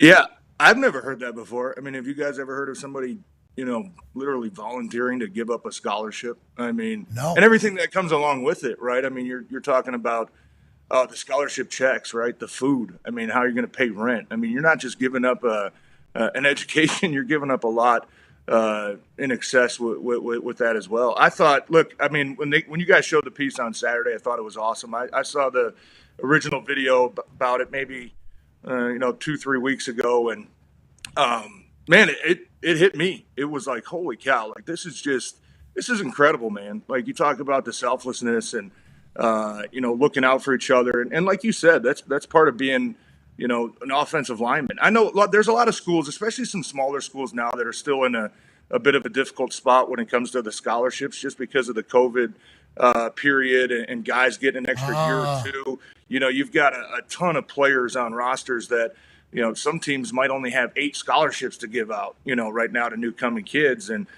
Eastern, kind of one of those schools where, you're not sending a lot of guys to the NFL every year. You're sending 1 or 2 every couple of years, but you're going to get a lot of these holdover guys. And for Dooley to, give up his scholarship for Zach, I mean, I thought it was just unbelievable. I know me and you have been talking about it a little bit the last couple of days. When I saw that story on Saturday, it was like, man, we got to come up with a way to, help this kid, just to be a part of it. Just with everything with NIL money now and the avenues that we have as alumni to help these kids out. We're looking into doing some stuff for him because he deserves it. And, just a complete class act. I mean, that's just who I know Brian Dooley for a number of years now. And that's just who he is, man. And I think, I think you even said it on Saturday. You started kind of getting emotional watching that video a little bit. I mean, it was incredible. It's incredibly special. And for Brian and for Eastern Michigan and Chris Creighton over there, I mean, that's how he coaches those guys. He coaches them to be good football players and good human beings. And I think that was a prime example of it. Okay, so I don't know if I just heard it through the whispers there. This dude, like I said on game day, I think like, hey, Mom, let's not sign for that loan yet. I feel like we can get that figured out. And I think you texted me within like 2 minutes or something like that. And it was within me remembering, oh, he is an Eastern Michigan guy. Yeah, this is an offensive lineman. It's a perfect thing. But it's not as easy as that, right? It's not as easy as just like taking care of it is what I think. If you want to expand upon that? I'm really new with the whole NIL stuff. I mean, it sounded like when it first started, probably a year or 2 years ago, that it was just kind of the wild, wild west. I think right now, there's still a bunch of, laws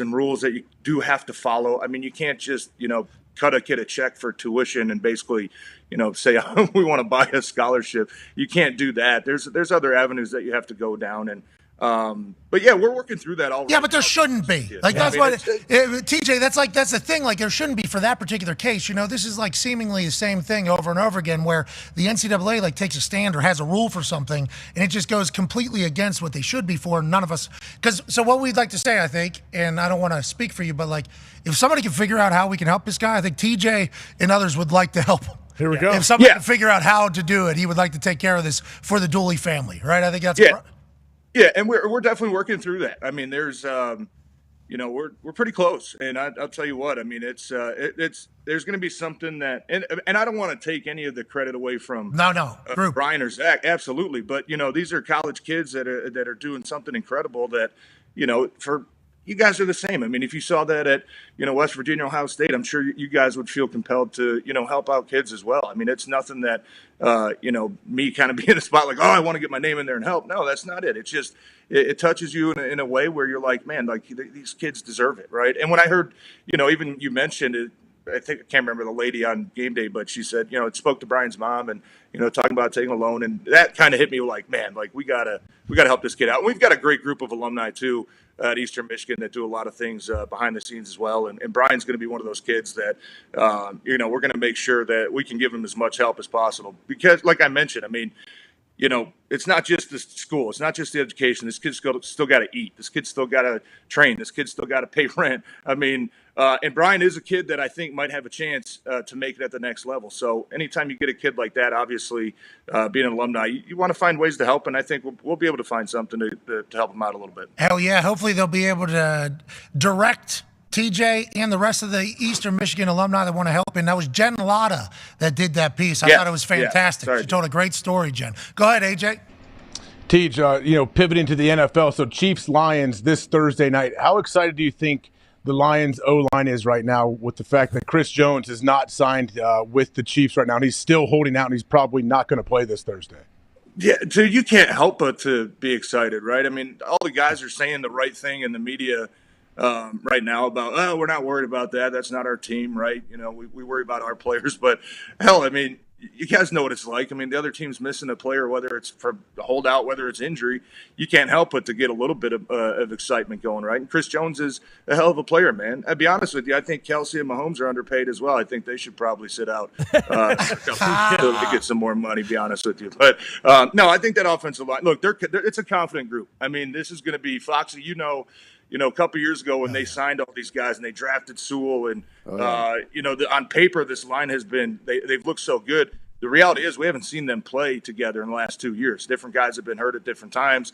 Ragno missed a lot of time last year. Vaitai missed the whole season. This is going to be the first game in the past 2-3 years where we're going to get to see this, starting five play together. And I think there's a lot of excitement there. And that's a confident group. And look, yeah, hell yeah. Anytime that, the other team is missing a key piece, barring any changes over the next couple of days, I mean, you can't help but to get a little bit more motivation. You can't help but to feel that excitement. And, as a Lions, fan myself right now, I hope Chris Jones doesn't find a way to get back this week because I don't care.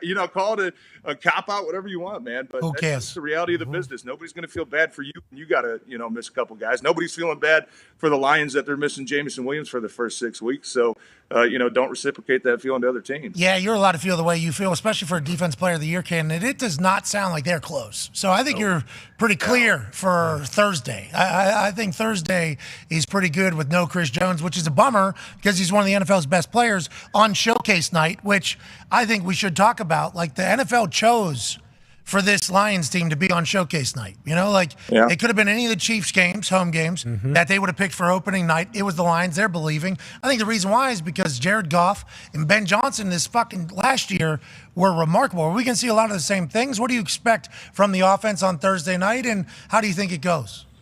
I expect Jared Goff to be even better, to be honest with you. I mean, the last 10 games, going 8-2 there, he was really phenomenal, man. He wasn't turning the ball over. I know his road stats last year were a little bit certainly not as good as when he played at home. I think he had 6 touchdowns, 4 interceptions on the road, and 23 touchdowns, 3 interceptions at home. That's going to be something that he's going to have to be a little bit better at this year, is being a little bit more of a playmaker on the road. But we talk about Ben Johnson, man, the creativity that he has. He's just a bright guy. I mean, we talked about him a lot last year. Quite frankly, he was getting a ton of buzz, back in the spring and after the season about, getting some head coaching interviews. And for him to come back, I think gave a real big jolt, not only that team, but that offense and Jared Goff, because Ben Johnson has been seemingly the one coach that has found a way to just, get into Jared Goff's head, get on the same page with him. That's the most important relationship in the NFL building, is that play caller quarterback relationship. And they've got something good going on now. But I think the primetime game was like, all right, You guys finished 8-2 last year. A lot of people were talking about we didn't give you a primetime game. You ended up playing yourself into one on Sunday Night Football to close the season. But here you go. You want primetime? Bam.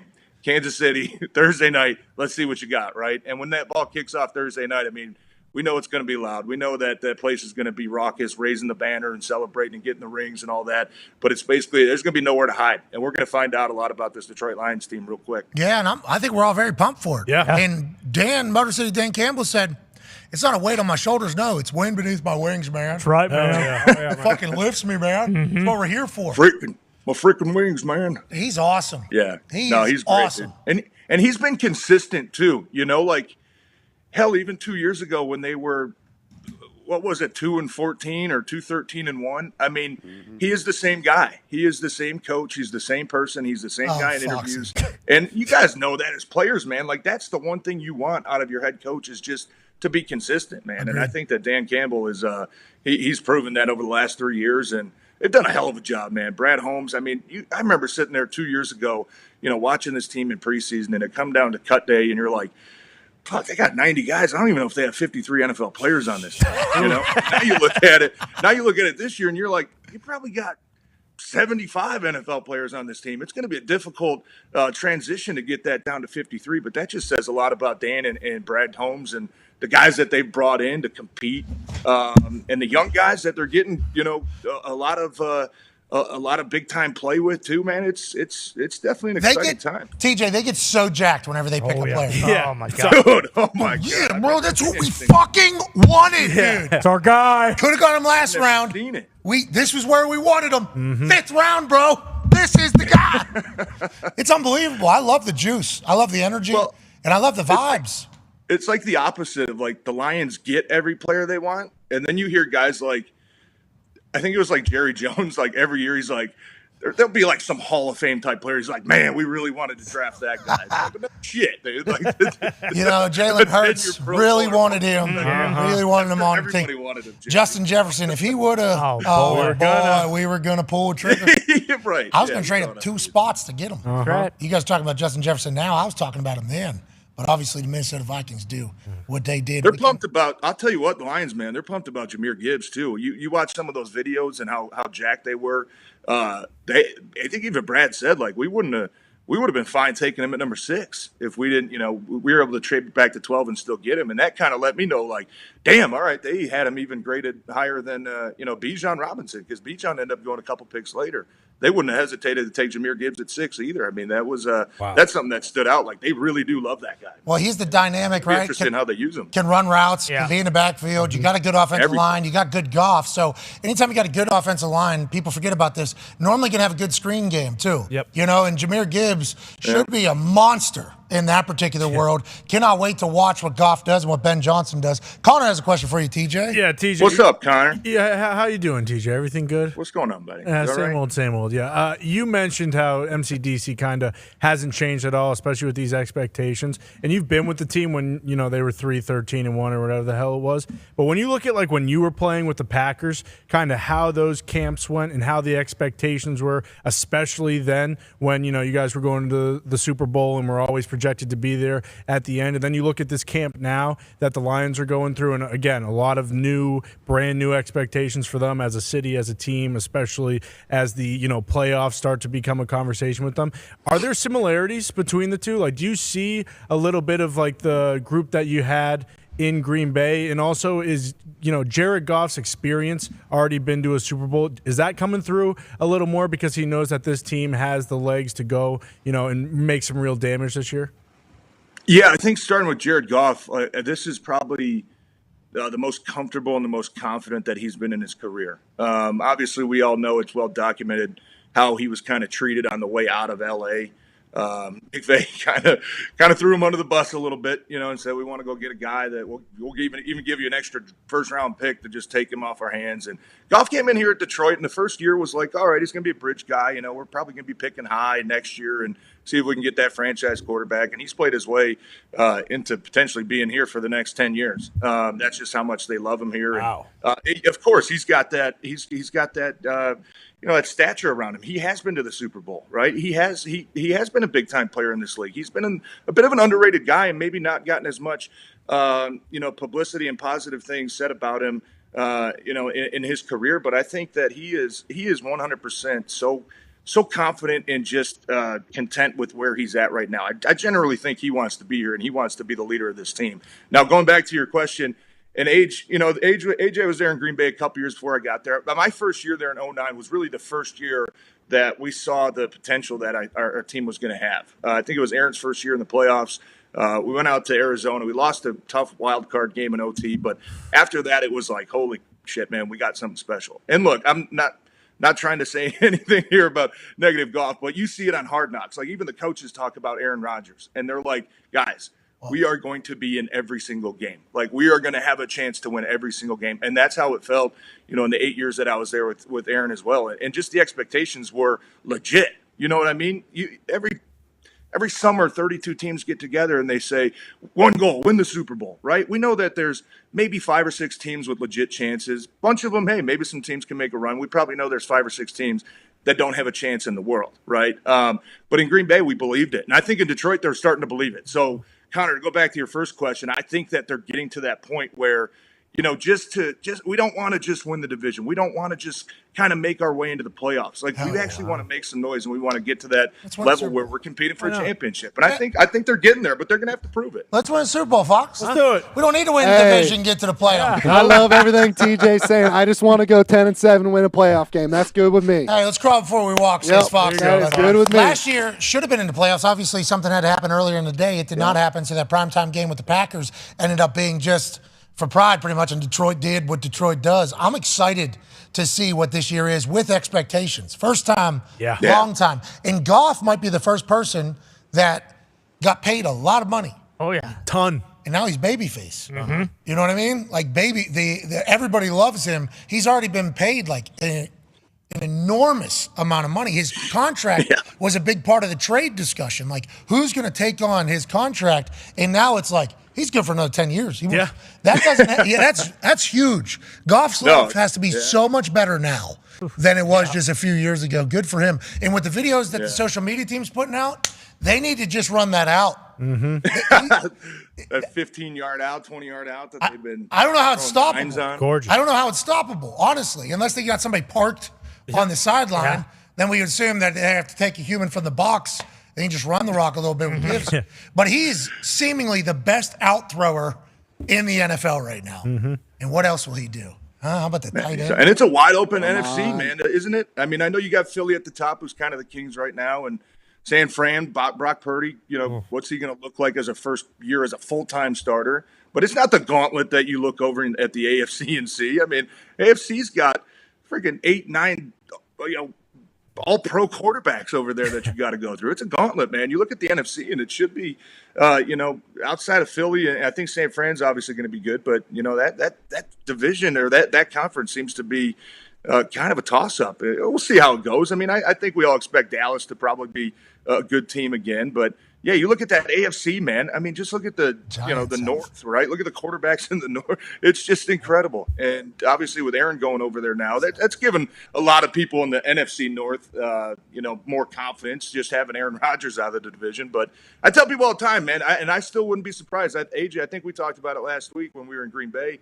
I wouldn't be surprised if Jordan Love turns out to be a good player. I think a lot of people are kind of writing off Green Bay right now. I'd say that'd be a mistake.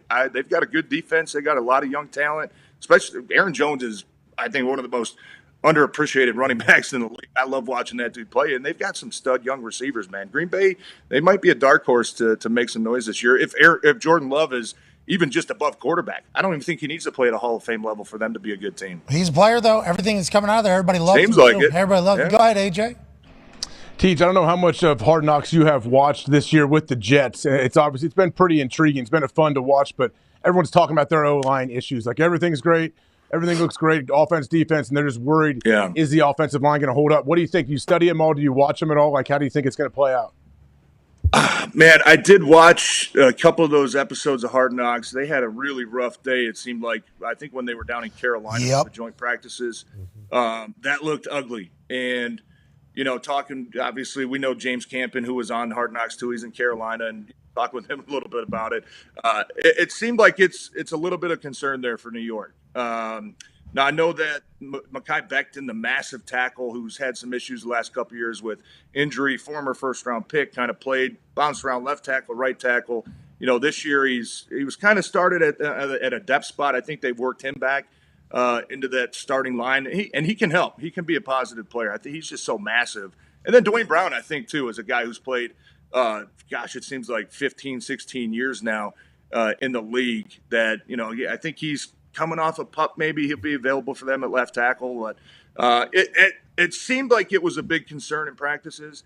But I'll tell you this. I mean, I can't remember how many practices, that we had even in Green Bay in, 14, 15, where we felt like we were a top offensive line and, we were getting our ass kicked by the defense, right? You're getting beaten one-on-ones. One-on-ones are tough. And, you're seeing some of those pressure periods that you're getting beat. I don't know if it's an overreaction right now. We'll obviously find out real quick. But Aaron, one of his strengths, AJ, you know this too, is to find ways to adjust to what he's got, right? If the offensive line's starting to struggle a little bit or, pass protection is breaking down, he'll find a way to change the plays. He'll find a way to try to help those guys out and make sure he doesn't hold the ball too long and, at least get some confidence going there. But that's definitely – it seems to be the one question mark, I think, around the Jets right now heading into the season is that offensive line going to be able to hold up. Brees Hall, Dalvin Cook in the backfield. What's that mean for an O-lineman? Shit, that means a lot of fun, man.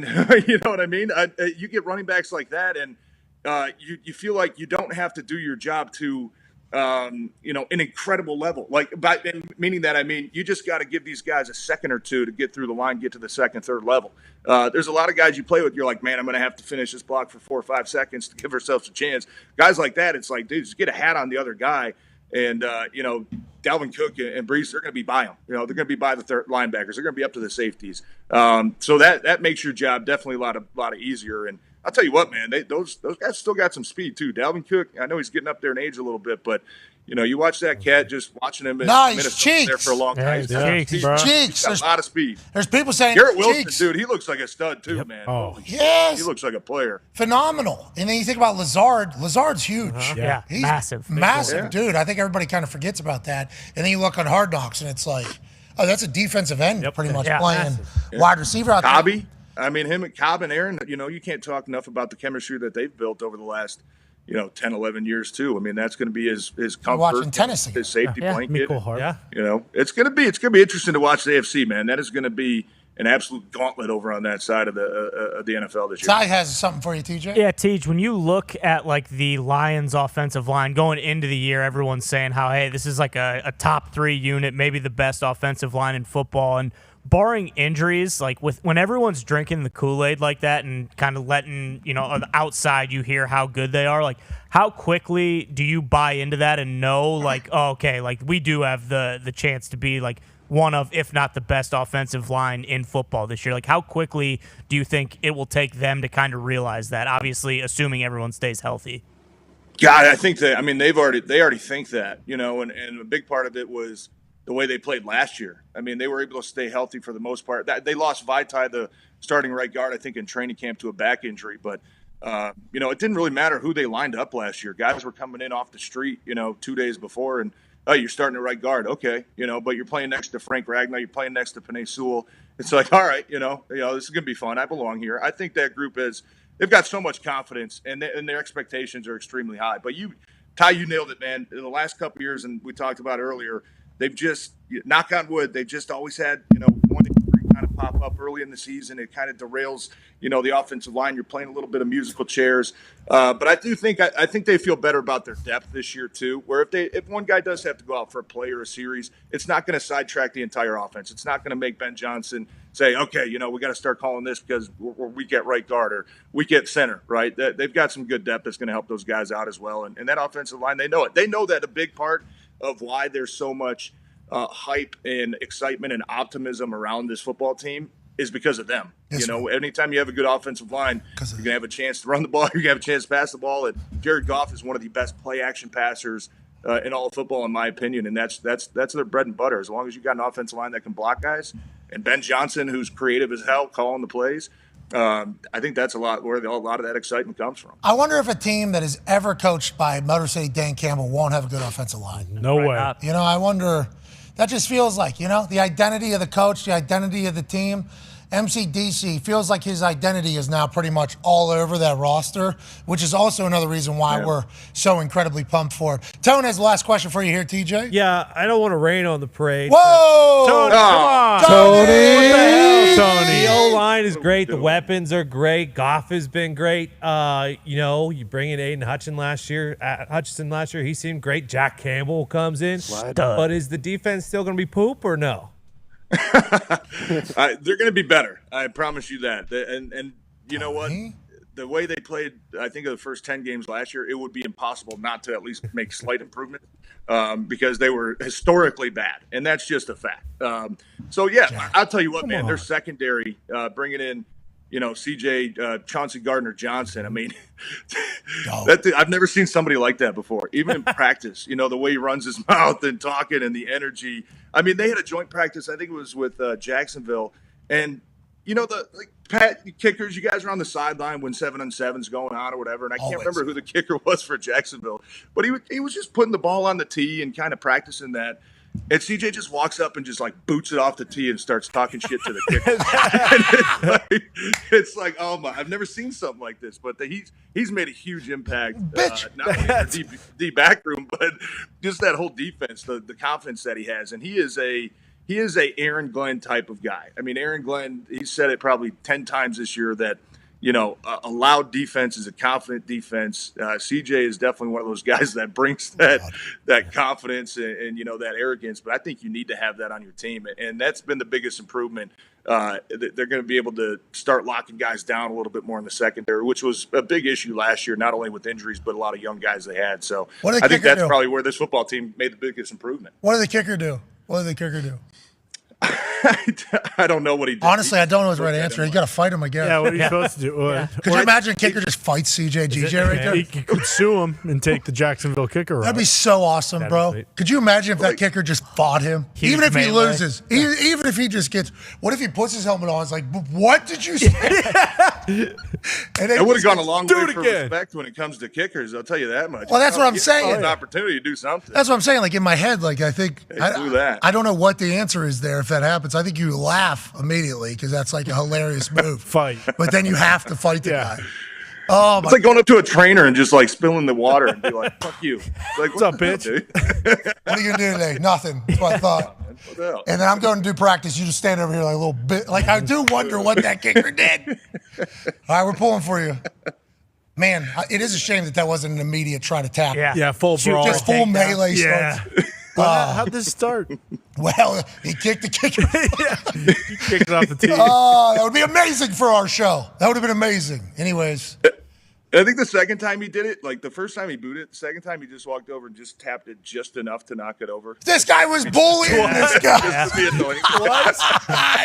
Gotta fight him. Has to happen. I don't like that. Don't condone that. But also, at some point, you know, you gotta not get Got to stand up for punked. yourself. That's a good gimmick, though. For the hilarious. Yeah, CJ. Let's not spread this. Let's not have this start happening in other meetings. Maybe we should. I mean, CJ GJ would play well in, you know, Arizona. He's a killer, it sounds like. Yeah, you got all these, no doubt. Shot the game. Did you hear Yeah, he's got that fire in his gut. I just thought about being in the room, bro. Dude. I just thought about being in the room. I couldn't take it. What did the transportation have to do with any of it? Well, I just wanted to know. Yeah.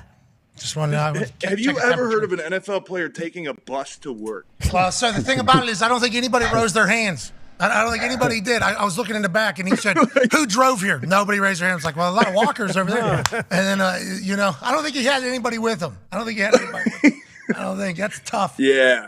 There's that was a tough speech. Yeah. I don't know how I would have. Dude, imagine the afterwards, walking out into the locker room. Okay, we're just sitting down. Maybe there's like 5-10 minutes before something has to take place. Sure. And I don't know who the person is on that particular team, but somebody said, who took the bus? Somebody fucking you're in that locker room. And then all of a sudden it'd be like, he told me, pew, pew. Shots. And then it just becomes a full-on roast session almost. And it's like, all right, let's go to walkthrough with this guy. A bunch of fucking killers out here. Prater.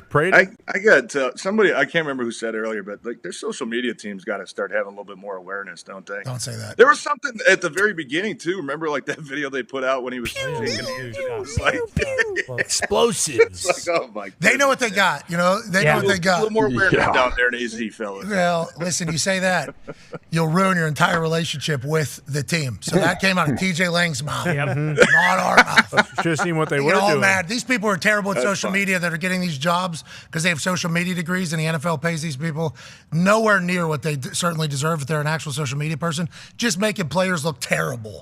Just killing their own team for views. It's like, hey, that's not the right path. Says who? They're paying me $14 a post to get this. Yeah, it's a whole thing right now. It's weird. Yeah, don't tell me how to do my job, buddy. All right. Bingo.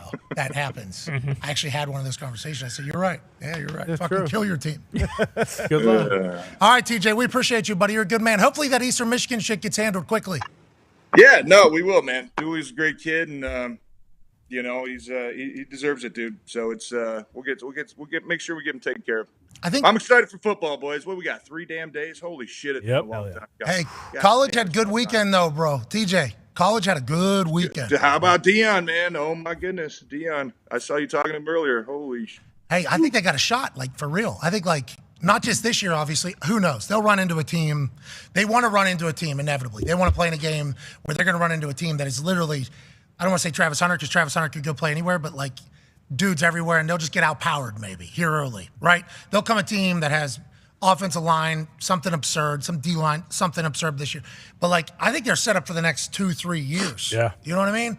Like, I think they're in a very seems like good it. spot, and it's only going to get better and better. He said on Undisputed earlier, I saw the clip where he was like, I just need some of those big boys. You know, I can get some offensive linemen in here. That'd be great. You know, we got all the skill positions we possibly could need because the question was phrased like, worrying about his depth or whatever, you know, how much depth does he have?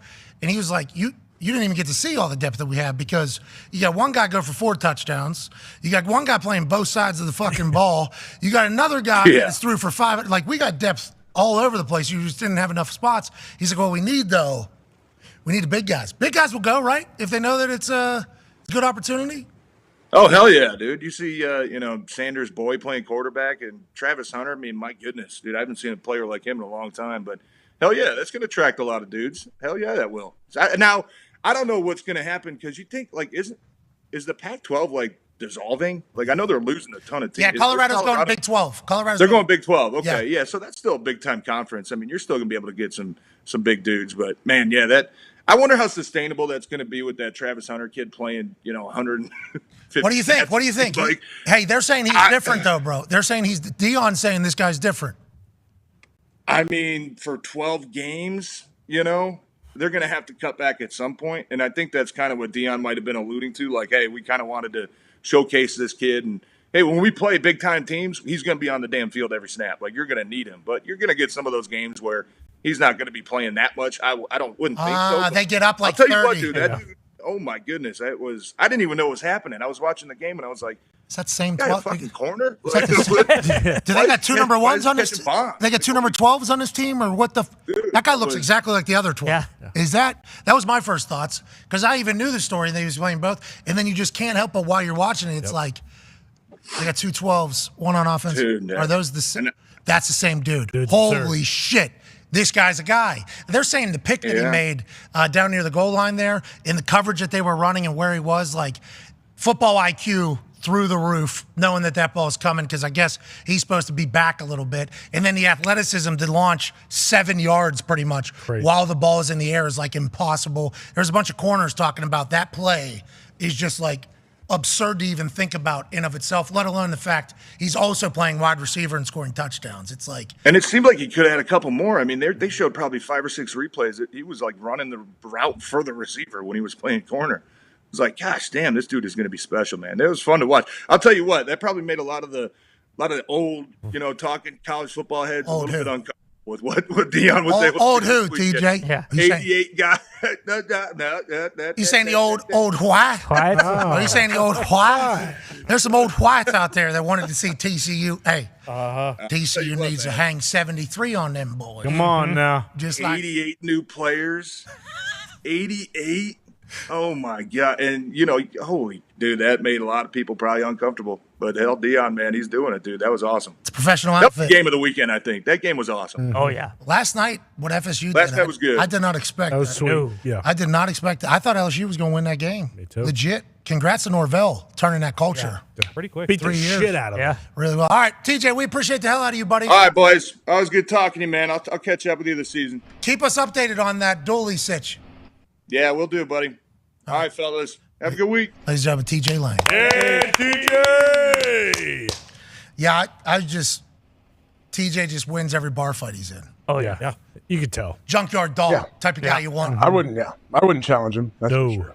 Yeah, but you probably didn't practice. Probably ran him full speed every single day. That's not fun. That was not enjoyable running into TJ. You see how big his head is. Yeah, so what is he? He just has that massive cranium, can probably don a lot of booze. He's exactly what you want in an offensive lineman. Like, he is gritty, he's nasty, like he is going to finish through the whistle no matter what.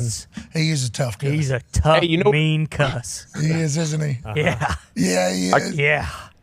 Could you help? Did you think of the same thing I did when he was talking about GJ kicking the ball off the kicker's tee?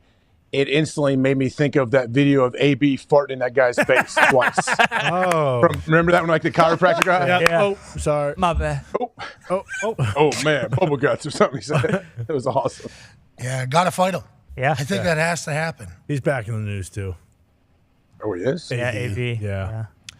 Yeah, allegedly he asked one of his partners if the AR-15 was still in the car while talking to a couple of his players about some things. Yep. They said that he said it in a manner, I believe the story goes, they said he said it in a manner that it was threatening them with a gun pretty much. Now, who knows what all is coming out, but he was the owner of an Arena League team for That's right. Yes, he a was. few weeks. Well, Same one as him. Dad. Exactly. It was.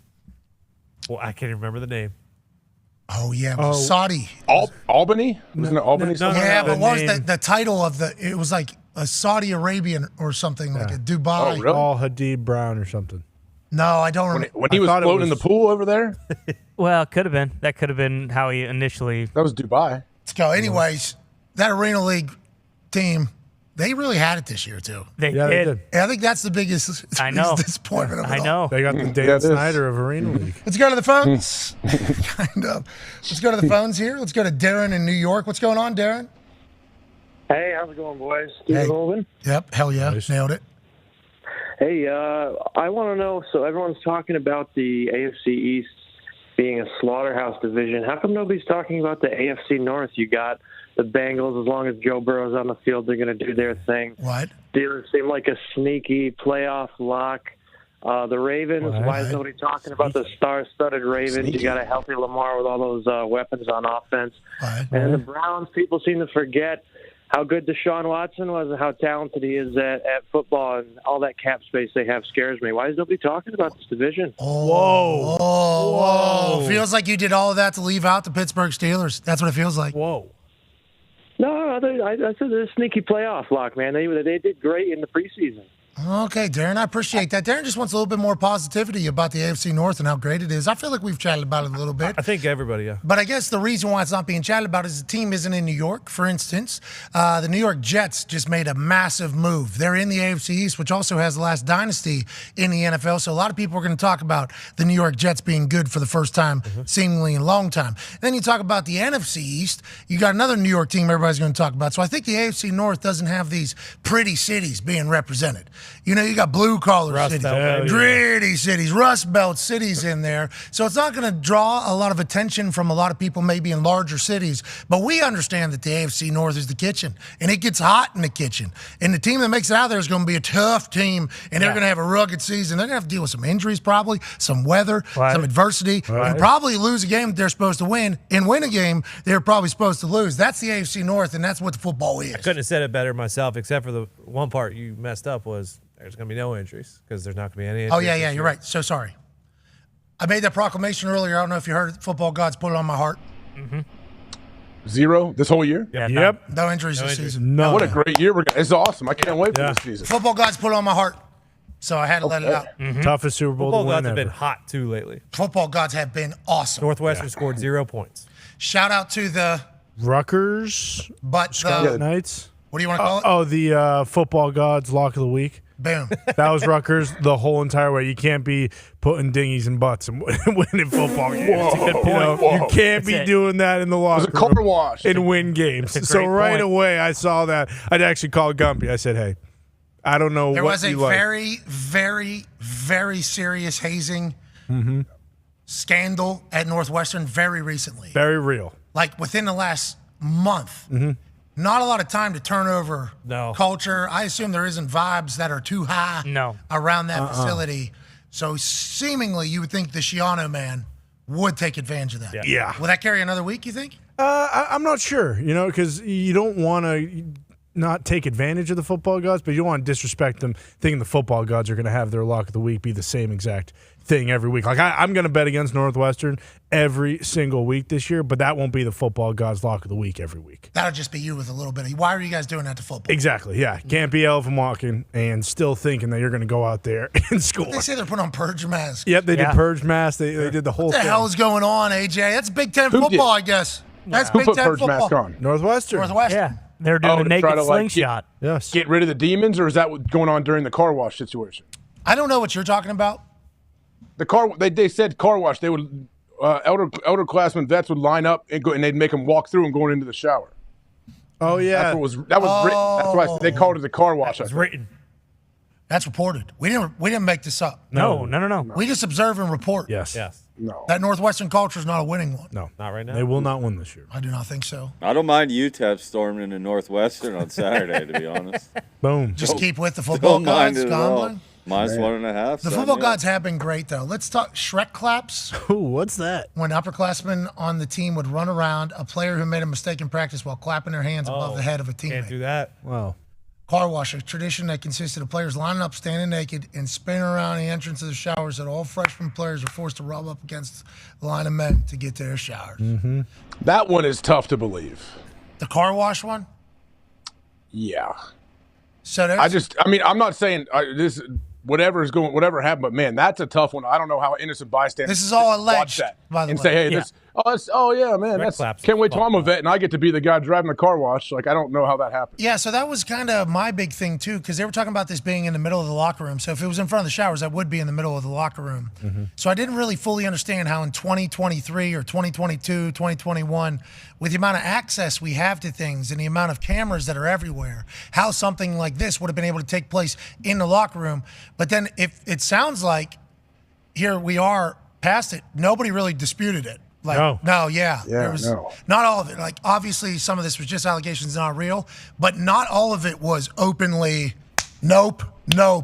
I don't think that was a surprise to me. Like, it wasn't more like, no, that's not true. That's not true. Very surprising. It was wild. It's wild. It's happening. So we should bet against them. That's just the way it should go. Yeah. You know who else we should bet against? Who's that? Well, I don't want to do this because it's a bit negative. I don't want to do this. Uh-oh. I'm worried about Cooper Kupp. Yeah. Because, Cooper Kupp, and we said there's going to be no injuries this season, so this happened before the football gods poured it on my heart. That's right. Exactly. Cooper Kupp had a hammy, came back, had another hammy. They're starting to think that it's the way his body is potentially built, that this is going to be a forever type injury situation. So he is actually currently visiting Minnesota right now. The state, Great Lakes over there too. I mean, Minnesota is a beautiful place. To meet with a body guru who can hopefully help with the hamstring issue that is seemingly one that they think is going to be a problem for the long haul. Now, obviously, Cooper Kupp, when he's playing on a football field, we think he is remarkable. He's another quarterback on the field. He earned one of the biggest contracts in the history of wide receivers because he and Matt Stafford were literally on the same page. He was fast, he was quick, his IQ was insane, he was tough, he was durable. Now, all of a sudden, there's a couple injuries, a hamstring. They're saying the way his body's built, it's going to hurt again. Seeing a guru in Minnesota, they don't have one in L.A. Yeah, that's interesting. They don't have one in They LA? have all the. I thought all the gurus were in LA. Well, So, what? you know who he's going to see. Oh. Who? Kirk's guys and gal. What are their names? Peggy Sue and Bobby Joe. What if he did watch quarterback and was like, you know what? I'm done with all the glitz and glamour. I need them. I need these two. Just very basic, one table. They hand wash the cloth and linen that's on top. Yeah. We are in their basement. He had to travel from LA to their basement Exactly. to get this hamstring thing resolved. And if that's the case, they're running a good business. There you go. Congrats to them. And he's going to be back on the field. very soon. But it did freak me out that they had to go to L.A. to Minnesota. No offense, Minnesota. I got a lot of respect for Minnesota. But also L.A. normally where all the experts, at least one of each field would head to. That not happening. Are we worried about Cooper Kupp in the future of his entire career here, AJ? I am. The fact that you said what? So he had a hammy and then he came back and he had a setback. That's what worries me. Like when it's a hammy or it's any kind of muscle like injury like that, you just don't want it to linger throughout the season. Have him always kind of worrying about, hey, today I can't really open up all the way, coach. I can go about 70%. Like you can't. Hopefully they figure something out structurally or whatever to where he doesn't have this all the time. What, Connor? You're being super negative over there. No, look, I'm not being negative, but this Rams bug, I am genuinely worried Matt Stafford's going to get hit this year from behind and he's going to be paralyzed. Cardinals might be the Rams. Jeez Louise. Genuinely worried. The Rams sold their soul for that Super Bowl. That's what happened. The offensive line was not great last year unless they got better. Now you lose your best weapon seemingly here for a good bit, so you might have to hold on to the ball a little longer. Yeah. Aaron Donald's still there, but is he just a trade piece for them? I do not know what to expect from the Los Angeles Rams. But to your point, Matt Stafford saying, I'm coming back for this. Come on. We got to keep chatting about is awesome. Mm-hmm. He's a football guy through and through. Who cares? Yeah, I got a spinal bruise. Who cares? So? You ever see what I played through before? I had a separated shoulder, a broken rib, and a punctured lung. Threw a touchdown. Run it back. It's on NFL Films. I just play football. That's what I do. And also, if I play this season, there's another like $50 million coming to the old Matthew Stafford camp. Sure. I just don't know with his legacy and everything he has already built why he's signing up for it, but I respect it. Yeah. And he can't keep up with the lingo either. He's having trouble making friends too. He can't. Why even be there anymore? Saw him having a catch yesterday though. He looked pretty good. Yeah, he can sling it. Yeah, he can sling it. He might suit up and fucking be thrown out of the bullpen for the Dodgers during the playoffs. Huh? Whoa. Yeah. Poser. Guys throwing fucking heat. Bro, there was a pop on the glove. Oh yeah, you can see the fucking dust and the nice dirt skip. coming out. And it was like perfect form too. Oh yeah. He looked good. Yes, he did. He said everybody talking about how we went to high school together. They forget who pitched better. That's right. I Ask did. Down, Clayton. me. I can do this anytime I want, but instead, my wife has a podcast. I'm in LA having a good time. I'm gonna go sign up to get my ass beat for another season. And then maybe I'll come over here and throw some baseball to you guys. Exactly. Be cool. What's going on with baseball? Yankees need to win 25 straight, I saw. Yeah, pretty much. But the young kids came up and played very well. They just swept the Astros, and again, typical Yankee fashion, wait until, you need to win 35 games in a row to be 9 games back to sweep a good team. So, doing great, but hey, guess what? Football's here. Yeah. Oh, nice. Just kind of moved on. Orioles, number 1 in the AL East. Wow. Yankees, dead last. Ooh. Very good. Dead last. Sox are tough out too. Yeah, the Sox are certainly something, second to last in the AL East. Let's go down and see the real action. Yeah. Where we at? Oh, hell yeah. Oh, second to last. Same as the Sox. Well, we're Doesn't above matter. 500, Tony. Doesn't matter. That's the best division baseball's ever seen. Well, this sport is really fun. I got to hit some baseballs. Yeah, you Oh, did. yeah. Forgot about Yeah. You got a metal bat? Metal bat or wood? They had a metal bat out there and a wooden bat out there. I was told that the metal bat is the cheat code. This is what you're going to want to use if you want to hit a ball out. So I used a metal bat as everybody was using, and I am a righty, even though Jet Passon took some still frames and said my form is shit because the baseball bat was pointing down at the ground, I guess, at one point while the ball was already pitched. So he said I need to keep that up a little bit higher. I caught pretty good wood on this thing, metal on this one. 330 out down the left line. It's off the, I don't know, about 3/4 of the way up the fence. Thought that was it. Really thought that was it. When that one didn't go, that's when I knew probably not getting one out here today. Damn. With that being said, a guy named Matt, who's from Boone, North Carolina, who's the greenskeeper for the Charlotte Knights and has been for a long time, he told me if I would have been using a wooden bat, that ball's gone. Really? Because of my swing speed, he said. Oh. He said that bat was almost too small for me, that metal bat. Should have been using a heavier bat, probably gets out. So I stepped back up with the wooden bat. I hit some fucking lasers. Pulled him, though, off the net. Damn. Couldn't time one up to get it out. That's all right. Well, you also didn't have cleats on, couldn't dig in and actually be one with the dirt, which matters quite a bit. Your fucking feet are slipping and sliding all around. I mean, it makes a huge difference. Wind was in the face, too. It was actually in the face. Blowing in from left. Yeah, it was blown directly in from left. Yep. You did have a foul ball that fucking was crushed. Yeah, I hit a couple good balls, though. But I'm not a lefty. Saw you guys changing tires, too. Yeah, that was a lot of fun at the whole thing. Then we did a simulator. I crashed in pit row. Oh, yeah. Nice. Kill a bunch of people. I got last place. Foxy did get last place, which I think we all. Yeah, of course. Know. Yeah. Why? Why is that of course? Foxy's a bad driver. That's just how it is. No, I'm not a bad driver. We saw him on the go-kart track. I've never gotten in an accident once in my life. Safe driver. Super safe driver. Yep. Which we Have you ever gotten a ticket? Once. For what? Not stopping at a stop sign? Speeding. Speeding? No way. Well, it was in the Upper Peninsula, and the speed limit there is 55 miles an hour, which is bullshit. His car had a governor, wouldn't let him go over 62. Yeah, so now he just kind of, his hands start to shake and tremble whenever that thing starts going, even in the big old Bronco. Even in that big old Bronco. Oh, yeah. That's a good car, that Bronco. Great car. Yeah. Anyways, the simulator was not realistic. I mean, no. They said it was. Yeah, isn't that how that kid became a race car driver in the city? Yeah, I saw the movie preview. Yeah, me too. Is that $1 million arm for racing? Yeah, some kid was Yes. was a virtual reality racer, and he made it all the way, and he turned pro. So I think there is actual, as we know, there was one guy really good. Very good. But he got so mad one time whenever he was not doing as good. But now he's taking over NASCAR. Yeah, exactly. He's the Morgan Wallen of NASCAR. Boom. Yes, would he say. is. Yeah. He certainly is. That one's real, I think. But we were putting these little cars. I couldn't get my leg underneath the wheel. Oh. So I'm sitting like this, halfway out. Couldn't touch the brake. Now, I like to drive like Tony Stewart. I don't like touching the brake. Sure. Turns out when you're driving at Darlington, you need to hit the brake, I guess, because it's a dangerous thing. So I was spinning out I didn't Drove the door open. Yeah, door was open because my ass was hanging out. Yeah. Racing's not for anybody who has a fat ass, is what I've learned. Nope. Because those seats are impossible. It was good racing. Even the go-kart ones were pretty tough. Yeah, I couldn't get out. Yeah, both of them. Charlotte's a great city. Yeah? It is. Queen City? It was alive. Clean, alive. Yep. A lot of people. Those Cox fans, bro, they were out there early. Rowdy? I did not expect that. I guess Oh, yeah. I should have, but They overwhelmingly serious, won Yeah. the day? yeah. Yeah. I think so. From when I was there, we didn't stay for the game. Got home to watch them all and see the baby. Right. When we were there, it was Until definitely fucking them. footmat leather. Then they lost. Well said. That's right. Hell yeah. Well, last night was all Florida State. It felt like there were no LSU fans. No, there was not. Yeah, that was awesome. Yeah, Actually. it was got sweet. real loud there. Yes. Brian Kelly brought it up, I think, in his mic'd up before the game about the fans. Well, he's a partisan crowd. Yeah, then he also talked to Norvell and said, like, hey, you did it. Yeah. You know, I mean, way to go, way to take a stand, do everything you did the right way. And Norvell goes, yep, I respect you. All right, have a good one. Yeah. Brian Kelly, though, seems a little bit different than Norvell before the game with mic'd up. He said, we're going to go beat the heck out of Florida State.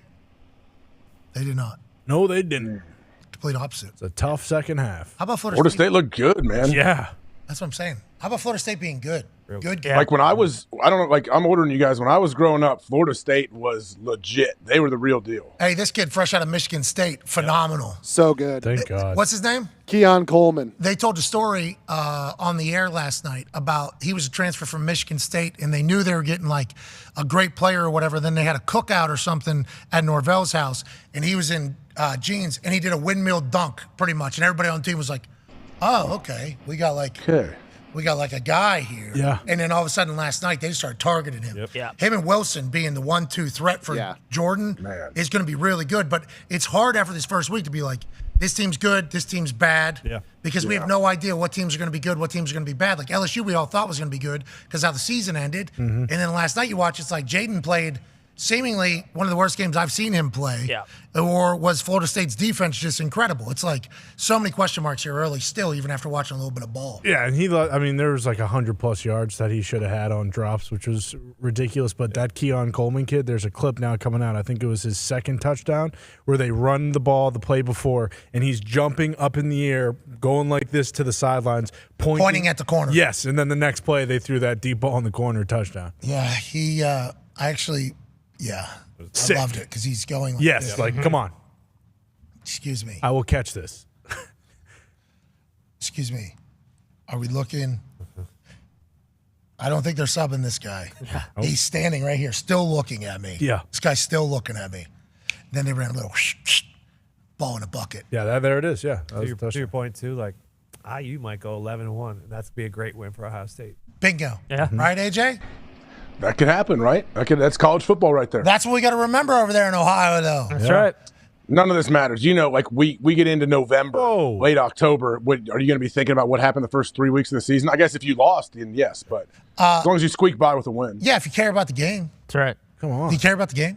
I care about. I care about what your team looks like towards the end of the season. Might have 4 Pac-12 teams in the college football playoff. I think it was like 1984, somewhere around there, when the last time a team lost in week 1 and went on to win national championship. That's a long time ago. Might happen again. Who was that team? I want to say Miami. Boom. Reese Davis told me, and I just saw Am. I'm like, oh, Bam, got to be Bama. Yeah. Got to be Bama, I guess. It was not. It was Amy. Miami. Well. How about them, huh? Miami. They look fast. Yeah. Flying. They got some weapons. Yeah. If Van Dyke can figure it out, they're going to be in a good spot down there. They got A&M this week, a battle of teams that looked like dog shit last year that weren't supposed to. Oregon State, 5 tuds for DJ Uiagalelei. Did you see that? Yeah, revamp. Everybody loves a comeback. I feel good. Like when you see that happen, for whatever reason, like, okay, good. I'm glad this kid's having success because he was so hyped up at Clemson. So it's cool to see him going out there and succeeding. Penn State snuck by. Yep. That score is not indicative of the game. They scored with 6 seconds left. That was much closer. You're right. It was much closer than that score show. Nah, it started to get to a point where it was I becoming. like Garrett Green, man. I like the QB.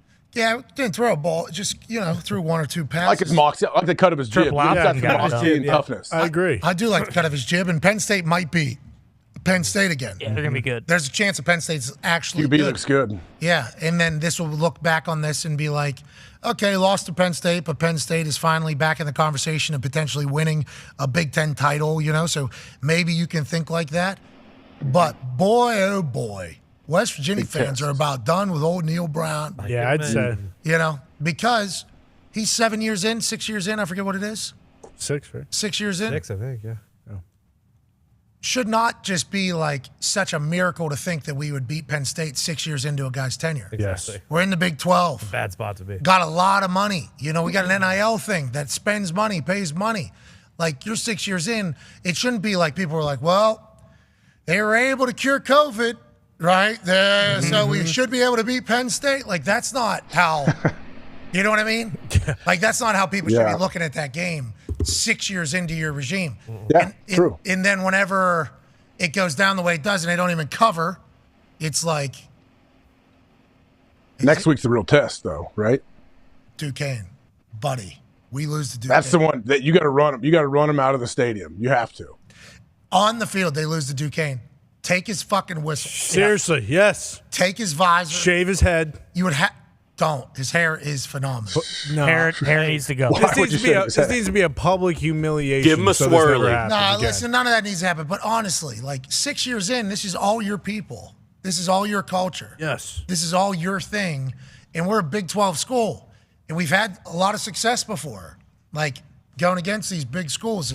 Although the national audience might be like, what a surprise, little old big West Virginia. It's like, that should not be how it's viewed. No. Like, that is not what you're in charge of. You're in charge of winning games and, like, building. And instead, it's like, oh, the MAC school is going to play against Penn State. That's how people are viewing it. It's like, that's not good either. And then you lose. It's like, come on. Get Huggy Bear back in there to fire up the troops. Rich Rod is who people. Yeah. They won again. Yeah, they had a good. Do it. Had a good Bring game. him back. Bring him back. Dude, if he was to go back to West Virginia, I know one thing. If James Franklin scores with 6 seconds left through that whole thing, there's a chance old Rich Rod's on a beeline to James Franklin's face Yes. with his right hand. 49-3, Jacksonville State. Jeez. Big time win over their D1 AA opponent here. One of the only ones left on the schedule because they are making the change up to D1A football. But yeah, I think that was my big realization while I was watching the game, realizing we weren't going to be able to win that. It's like, we should be able to, though. Like, we should at least have some sort of thought that we should win this. Yeah. And I don't like getting laughed at by Kirk Herbstreit. Yeah. Yeah, getting pumped. I don't like that. He keeps doing that, too. Yeah, he does. I don't like him laughing at it. Hey, you're a voice of college football. But then reality strikes, and it's like, we didn't even cover. Yeah. Penn State actually covered 20. It should have covered, though. It should have covered. Yeah. But they didn't. They didn't. They didn't. Watch out. Duke's won like 49-7 too, I'm pretty sure. Man, that can't happen. That really can't happen. I'm not even. What's a the fan. spread on that game?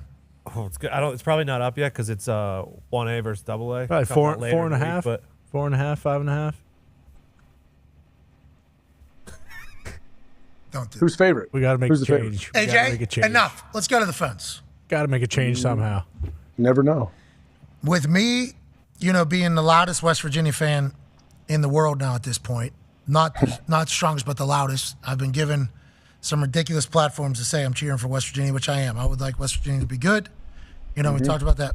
So if it's me doing that, and then Rich Rodriguez, welcome back to West Virginia, that'd be something you wouldn't have imagined happening in about 2008 or so. Just with the way everything's going. That would be a pretty wild scene. But boy, would I love to see Rich Rodriguez get a chance to do another run at a Big Five school. With money? Hopefully. Yeah, hopefully. Yeah. With money to recruit people. Like, it would be night and day. And just the respect factor, like you said. They got bitched at the end of that game. Will you stop it? They did, though. They really did. Like, no fear whatsoever from Penn State. Like, Neil Brown's not going to come over here and spit in my face. He's a wuss. What is your problem? That's what they are saying about the end of that game, and that's why they scored that touchdown at the end. Let's go to the phones. Week 3 could be the end of Neil Brown. We have trusted the climb, to be fair. That was his thing the first few years, trust the climb. It's like Mountaineers get it, we got to climb. Yeah. Mm-hmm. It's like, bro, we've been climbing a long time, haven't we? And we haven't really moved anywhere but down. You know what happens when he's been there 6 years, you said? 6-7 years he's been there? Yeah. Dude, yeah, long time, bro. That's like a real conversation. Like, it's all this guy's recruits and a half. Yeah. It's like a recruiting cycle and a half. Plus, you had COVID. You can keep a couple of those guys. Yeah. Right. So it's like almost 2 full recruiting cycles. Fifth year. He's been at 5th year, where he's been able to run this. It's fucking crazy. Well, like you said, it can't. Like, West Virginia should not be a team where, like, big-time Power 5 schools are scheduling them like a fucking cupcake. Where it's homecoming. Like, yeah, exactly. Like, hey, we could be playing Alcorn State or whoever, but like, whatever. We're playing West Virginia. It's the same fucking difference. Like, that shouldn't happen. Can't have it. Garrett Green's going to run wild. Come He's on. awesome. Come on, Garrett. Brother. Good luck, GG. Go run wild. Run wild. Take it to the Dukes. Can't lose, Duke, can. AQ was popping off, too. Yeah, AQ was certainly something, wasn't he? Yeah. Was he feeling it? Oh, yeah, he was. In his biker shorts. Looks good. He needs to eat something. Big thank you to his wife for recording that. Yeah. So we know what he's like behind closed doors. Yeah. That was awesome. The guy loves the Nittany Lions. Yeah. His little boy is going to grow up, be a real proud Nittany Lion, I think. Yeah, I was wondering about his kids watching their dad wearing tights around the house. Oh, you look good. Doesn't he? He looks very good. He does. For real. A little too good, some people are saying. What did he say, 225 he wants to get to? Yeah, it's a little bit too small, but he looks good wherever he's at right now. Why? That was me. That was me. I was trying to incite Gumpy. Gumpy made a great point. I mean, in the trenches is in jeopardy if that's what we're looking at. Oh, no. I agree. He looks great. Me too. I think the same He thing. does look great. It's just but you're saying in the trenches, I mean. The legitimacy. We might have to change the name. Not former lineman. Former, yeah. Put him in a fat suit or something. You could do that. It's not a bad idea. All right, we'll think about that. Yeah. What if every time he came in here, all right, you got your own little office? Yep. Go ahead. Get one of those sumo deals that you sumo wrestle against people. Make him wear that. For in the trenches, Yes. of course, so that we have some legitimacy. Yeah. Because he's he can say, like, hey, I am so jacked, they're making me put this fat suit on, but I will do it for 17 weeks. For the good of the show, because everybody said I look like a punter, I will put on this fat suit to let you know I was once an offensive lineman. Exactly. Bingo. All right, that's cool of him to do that. Yeah. Strong move. He's going to do that, That's right? very cool. Oh, yeah. That's very Thank cool. you, AQ. If he respects the He just program. texted me. He just texted the group and said, I'm in. So, yeah, we're good. Did he say that? Maybe. I don't know. I haven't checked yet. I doubt it. Let's go. Oh, Back. Yeah. Need that. Boom. The universe Put a just told jersey us. on. Yeah, it did. Put a jersey on it, though. Let's talk about the universe putting some things together for old Aaron Rodgers. He went and watched Novak Djokovic play at the U.S. Open the other day at Arthur Ashe Stadium. And he took a photo of Novak Djokovic where right over his head is Moderna, which is obviously the vaccination company, one of the biggest ones right over there. And this is the universe saying, I still have my fastball. Yeah. Let's put Aaron Rodgers in this spot in direct line with Joker, who, if you do recall, lost his #1 title in the world because he refused to get vaccinated. And then whenever they told him he had to get vaccinated to do this, he bought a medical company for like $500 million or $250 million or whatever to prove that they were wrong. When you say digging your heels in, this guy's heels couldn't have been more in against Moderna and against the vaccination. And then the person taking this photo somehow had his heels deeper than Djokovic without buying an entire business. So the universe aligning this entire thing is wonderful. And it's time to remember that we lived in a world that was so divided just a few years back. But now we are no longer. That's right. No. Now we're all in this thing together. Mhm. And now we get a chance to watch Joker do his thing in front of a company that he almost gave up his entire career for, pretty much. That's right. And that's a beautiful thing, AJ Hawk. That's a beautiful thing. Yeah, it truly is. I'm glad we're all together now, right? Everyone, we're all just all in the same boat, just rowing the same direction. Well, yeah, well, see, I seen somebody with a mask on this weekend. Boy, oh boy, I don't know why it made me feel the way it made me feel. A little fired up? No, I didn't get fired up. I wasn't mad. But there was like a certain level of like a little bit discomfort Sure. where it was like, Why are you saying? Are you just thinking, oh no, hopefully we're not going back to this? Is that what you're thinking? I'm just, why, what do they know that I don't know? It for sure was at the NASCAR Hall of Fame. I'll tell you that much. It was not at the NASCAR Hall of Fame. That's true. There was no mask at the NASCAR Hall of Fame. mask allowed. There's no mask in a lot of places.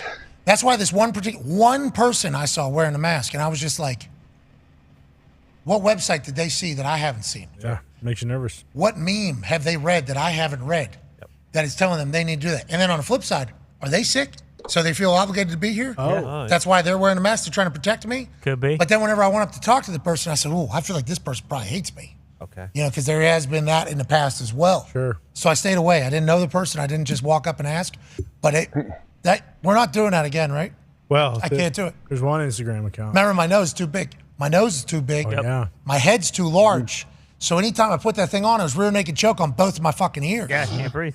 Can't do it. I heard a speech. I was getting claustrophobic. Yeah, don't need rope burn on your ears either. No from the little thanks. strings on the No back. way, let alone the bottom of my eyes. Yeah. I mean, I'm already running a little bit red because of the way I cook in the sun, but then those things were plastered across my face. Asthma. Might poke you in the eye. Lose an eye for wearing a So mask. that's what I thought of whenever I saw this one person. I'm like, they must know something that I don't know, and I don't want to go back to that world. Because although I will, hey, listen, I will certainly do it if they give me some real solid evidence. It's going to have to be really, really, really strong evidence. Concrete. But is that person still doing it from then? And we're all wrong? Or are they sick? I don't know. That's just my immediate. That's the first time I've seen somebody with a mask in a long time. Long time, like months and months and months. Yeah, it's the second wave they're talking about, but not everyone's abiding. Second wave, we're at the 40th wave. What do we remember? Because we had a surfpfurboard in that motherfucker. There's Yeah, oh, yeah. wave, That's right. and another COVID, and great grandchild, a Niner, Yep. 19er. That scared me. Fauci poked his head out the other day and said masks actually don't do anything. So Fauci came up out of his hole and saw a shadow. yeah, he said masks. I did not know that. Wow. Too much. 6 more weeks ago. I did not know that. That's crazy. Anyway, smart people, hey, figure it out. Figure it out.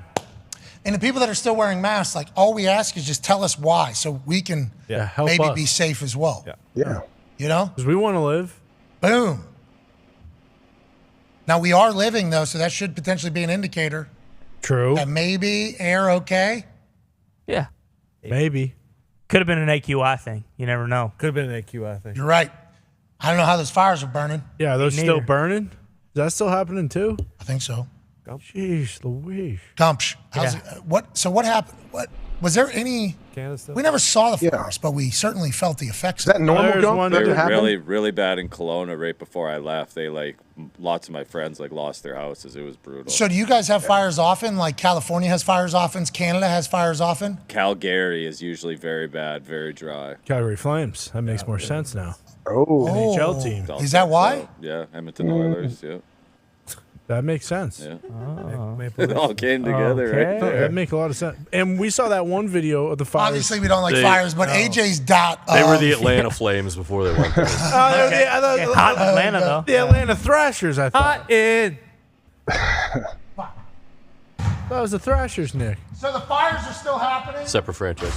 We hope everybody's okay. But even while the AQI was happening, we weren't really told much about anything. No. I started thinking about that. We haven't been told much about much, huh? No. Well, then I was Maui. thinking, I was holding my baby girl this weekend and watched some football, and I was like, I can't wait for you to learn football. Yep. You know, like I'm very excited for you to learn about this sport and everything it is. And I just thought about the questions she's going to ask. And there's so much that we just don't have the answer to as humans, and we're just like, yeah, it just doesn't have an answer. And you just kind of keep it moving. What an interesting thing. National Wildland Fire Situation Report. Current active fires. Is this in Canada? Canadian, yep, this is in Canada. 255 uncontrolled fires, 93 being held, 180 in control. Modified responses to 112 of them, I think is how you would read that there. Well, we hope everybody's okay. Fire's no fucking joke. No, they aren't. Actually, Washington State this weekend, wide receiver from Maui, Yes. had his 11 for 100 and something. Yeah, I forget what it was. 160, I think. 160. That Maui stuff, crazy. Crazy. You saw The Rock and The Rock and Oprah. Yeah, I saw the beginning in the kind of backlash, if you will. Did Yeah, that you was see well any of that? received. For what? Did you see any of that? Lincoln Victor was the name. Let's just say people aren't too keen on Oprah helping out. What the hell does she do? To even go as far as say Dewey does not seem to have the same pull that he used to have in Hawaii. he said he's donating $5 million. I did see that. I did not see all the things you're talking about. That's a lot of mana. There's a lot of backlash about where that mana is actually going to come from. All right. But look, hey, I don't know. I think it's cool either way. If they're helping people, Hey, I hope they figure it out. yeah, I hope they figure it I hope out. they figure it out. Dewey will figure it out. Figure it out. Yeah. Let's take some phone calls and then get the hell out of here on this Labor Day. Got a big week. We're back tomorrow. Off Wednesday. Got a full test. Yep. Oh yeah. A lot of tests. A lot of tests. Too many, some would say. Some would say, not me. We're gonna write the script for Thursday.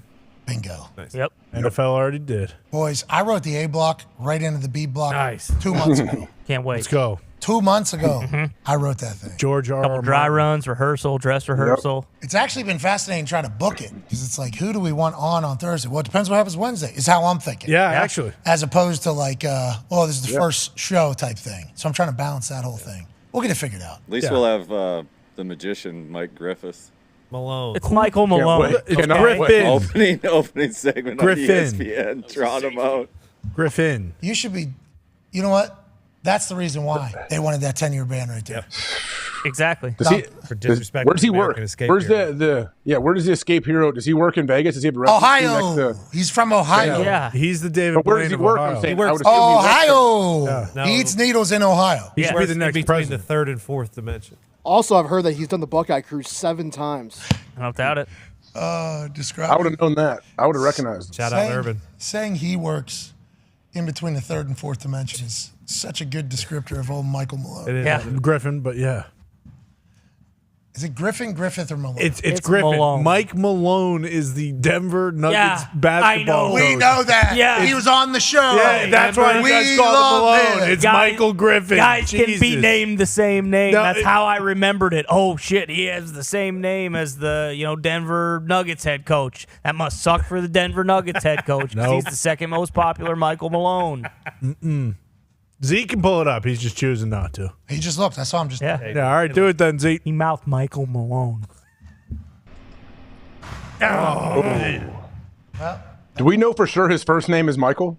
Yes. Certain. We all agree on the Mike. Mhm, yeah, it is definitely Mike. All right. It's like Carl Magic. Yes. Yeah. We know his name. Yeah. Carl Michael Magic. Oh, yeah. that shit. was real good. That was a good ball. Oh, he's a three-name Mad. I felt pretty good about that with how much football has been happening. I've been watching guys spin it. By the Shador way- Sanders can really fucking spin it. By the way, your color matching is Thank you. great today. I accessorized today. I feel real good about it. Nice. Damn. I appreciate it. I appreciate it. Let's go. Mate, it's football season. No more basketball. Yeah. Yeah. Yeah. No You're more right. shooting. You're right. Kinda That's right. That's right. That's That's what right. was happening. Time to move Kinda those right. out. Especially since Team USA lost. Yeah, what's that all about? We lost to a weird country named Lithuania. I didn't Yeah. know a tournament was happening, so I assume it matters. No, No. Titus, learn some fucking English. That's Yeah, what literally is it? What are they playing in? What is the what are FIBA. they playing? FIBA World FIBA. What is? So is this like an Olympics like get Qualifier? ready for the Olympics? Yeah, is that what it is? We need some other countries to lose for us to qualify for the Olympics. If they don't qualify for the Olympics, boys, come on.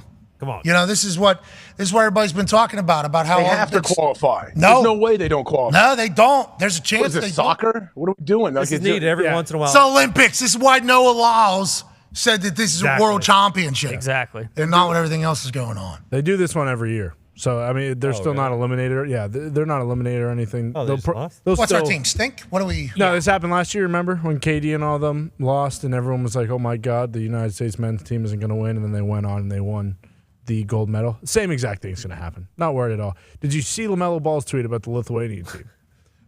Because LaMelo Ball played basketball in Lithuania. He was like, I swear I know that 33 buddy on Lithuania. And then he posted another photo of him playing with him in Lithuania. He's like, I knew it. It was Yeah, his he was my teammate. teammate. Yeah. Guy looks familiar. Old buddy looks familiar. What they had that Facebook Watch whenever he was over there, right? Oh, yeah. They Oh, had yeah. That show. Yep. He was Uh-huh. playing in Lithuania. Mm-hmm. Love that country name. Couldn't tell you where it's at. Next to Serbia? No That's a hell. That's I don't know. I don't know where Serbia is either. Near Serbia? Bosnia? Yeah, general area. Herzegovina. All the E's. Mm-hmm. Yeah. Ia. Yeah, exactly.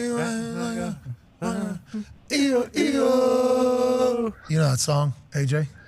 No. Lithuania is near Latvia, Estonia. Yeah, the E is like we said. Bruce is getting Where's upset back Croatia? here. So many Tony Kukoc different from E's. Croatia. Where's that? Croatia is down. Okay. That's another E, just pronounced Hey, differently. yeah, next time you say Croatia, why don't you address Bruce directly, okay, AJ? So Croatia, Serbia, Bulgaria, all down there. Romania. Romania down there. And then Czechia, Austria. Jesus, so many E's. Yeah. A lot of Oh, E's. yeah. And then Lithuania, Latvia, Estonia. See, we knew it was by the ears. It's not Syria? which ears. The North E's. I don't think we would have known that there was this many fucking E's either. No. This is one of those things like on one of those trivias. Name a country that ends with IA, and you got to do like 10 of them. Mhm. And you're like, 10? There's only 2. And they're all right there. Does the Ukraine have a team? Yeah, I think They so. usually do. Don't we usually play against them? Yeah, I believe they do. Klitschko's.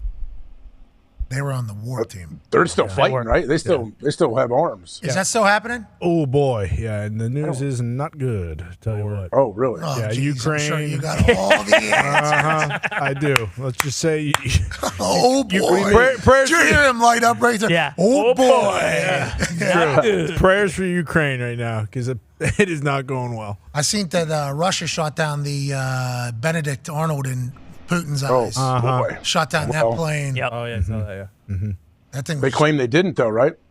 Yeah, I claim they didn't. That's Yeah, a then big they deal. said That was a bomb that went video off was inside scary, it. bro. scary. Yeah, That very. video is very like you're watching and you can hear the engines trying. You hear the pilot trying to like get under control, but it was obviously he couldn't, and the thing is just falling out of the sky. It's a terrible video. Every once in a while, some of those things will pop into the algo, and you'll be like, oh, there's still a war. Man, Yeah. You're saying very real right now. Yeah, very real war. Yeah, definitely. And Russia's, they're going. And the other number 2 in Putin's camp, they sent to Mexico, and he just died yesterday too. A plane crash. Yeah, Jesus. for a These guys gender need to take reveal. a bus. Yeah, That wasn't. gender reveal. That wasn't. I That did was- see that. That's Yeah. sad. Oh, that was sad. What a That sad. was sad. Oh yeah, I can tell. I can tell how sad you guys are about it. You were the asshole that just said something, not us. Oh, Don't no, you project I'm your not- terribleness on us. I'm not. I mean, that is Will Ferrell from Wedding Crashers. That's the exact same situation. Yeah, the whole. Hang gliding accident, gender reveal accident. Yeah, that was wild. Good idea though. Like as Yeah. I saw the video, I'm like, oh, this is taking it to the sweet. next level. Duct taping the wings on, probably a bad Too move. close. Let's go to the phones. Yeah. Let's go to Kyler in Arkansas. Yeah, you always got to do a nice look at the plane before you get into it. Yeah, For exactly. sure. We land in some of those places. Some of these planes are so small, and I'm like, who's getting in this? They're like, every pilot has to be in this. Such a small plane. Yeah. Let's go to Kyler in Arkansas. What's going on, Kyler? What's going on? Keep it moving. Nailed it. Hell yeah. Nailed it. Hell yeah. Hell yeah. Let's do that. Yeah.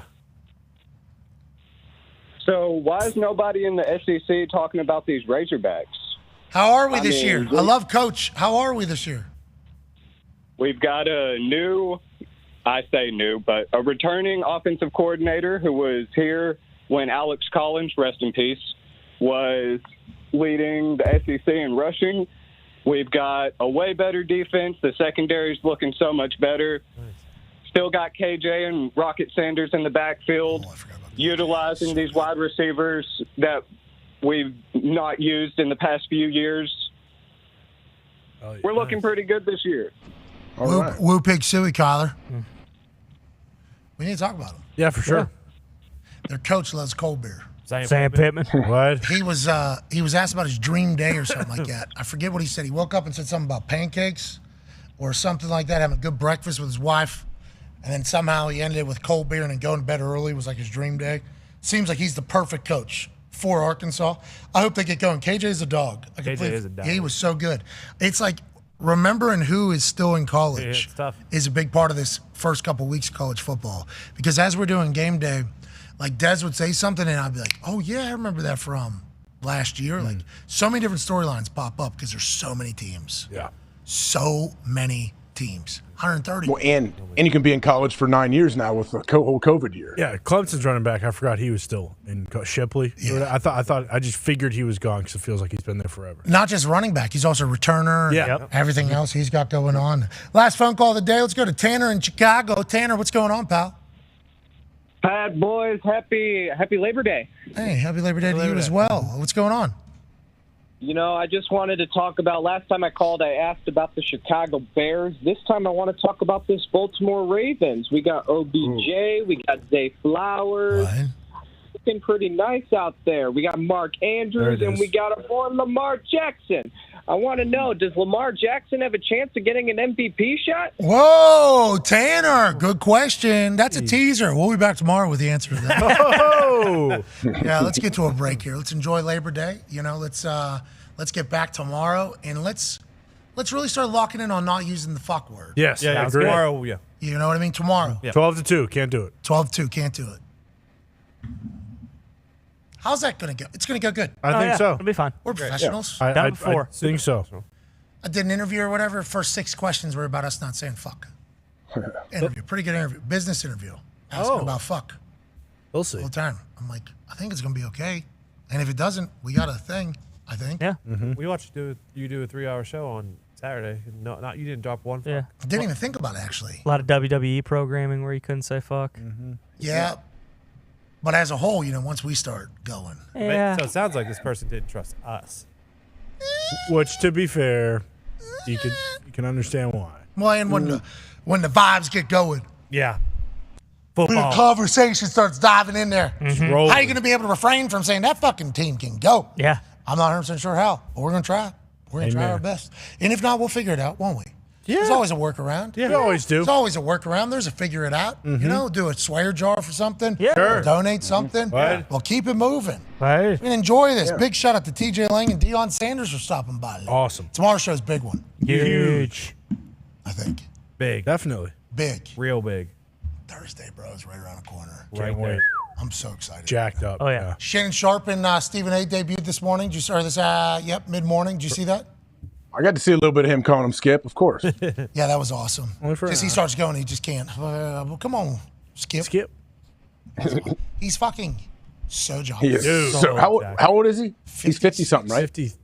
Yeah. He's 53, not only jacked, like 55. he looks like he's like 3% body fat. Like that's what's nuts when you look at him. He's so big and so shredded. It's awesome. You know what I was thinking whenever I saw it at first? He was on the left against Skip. Now he's on the right side. Get to see the whole other side. Yeah. That's right. Still jocked. Oh, yeah. Still jocked. Properly. Hey, good work on this side too here. Onk. Good work on this side. Looks damn good out there. All right, let's get back here tomorrow and let's have a good time with it all. Oh my God. Let's remember to enjoy the hell out of this. Mm-hmm. Yeah, dude. That'd be cool. Not fun. Jeez. That would be so cool. I bet he can still run. I bet he's very fast still. Is that the proper way to flex with your Your thumb thumbs in between your fingers? I don't know. That's interesting. AJ, is that what you do? I don't. I think I have seen people do that. I mean, I don't know. I wouldn't. If he's doing it, I would trust that that's the right way. Yeah, I agree. Okay, so this is what we do from now on, boys. Yep. Okay. All right, this is Thumbs in between. thumbs in between. Thumbs in. I don't think that's how you throw punches. He's probably trying to get your pointer fingers up a little bit higher. Yeah. Might make the veins pop a little bit too. Yeah, maybe your reach is a little bit different muscle down here. Okay. I wonder. Yeah. That hurts. That would make sense. Yeah, my thumb isn't flexible enough to do that. It's like I'm popping my thumb. It's flexing your forearm with your thumb because you're bringing it in. I can actually feel Oh. it. That's why. Thank you, Unc, for teaching us stuff without even saying anything. That's right. We just got better today. Let's go. Let's get better tomorrow, and then on Thursday, let's get ready for the sound. That is everybody who hates us. Yep. Taking all their shots. Can't wait. But when we're on, guess what's happening? NFL football, college football What? Friday in Tuscaloosa. Yeah. Massive guest planned for Friday in Tuscaloosa. Nice. That's right. Should be pretty big. We hope people will show up. AJ. What are you worried about?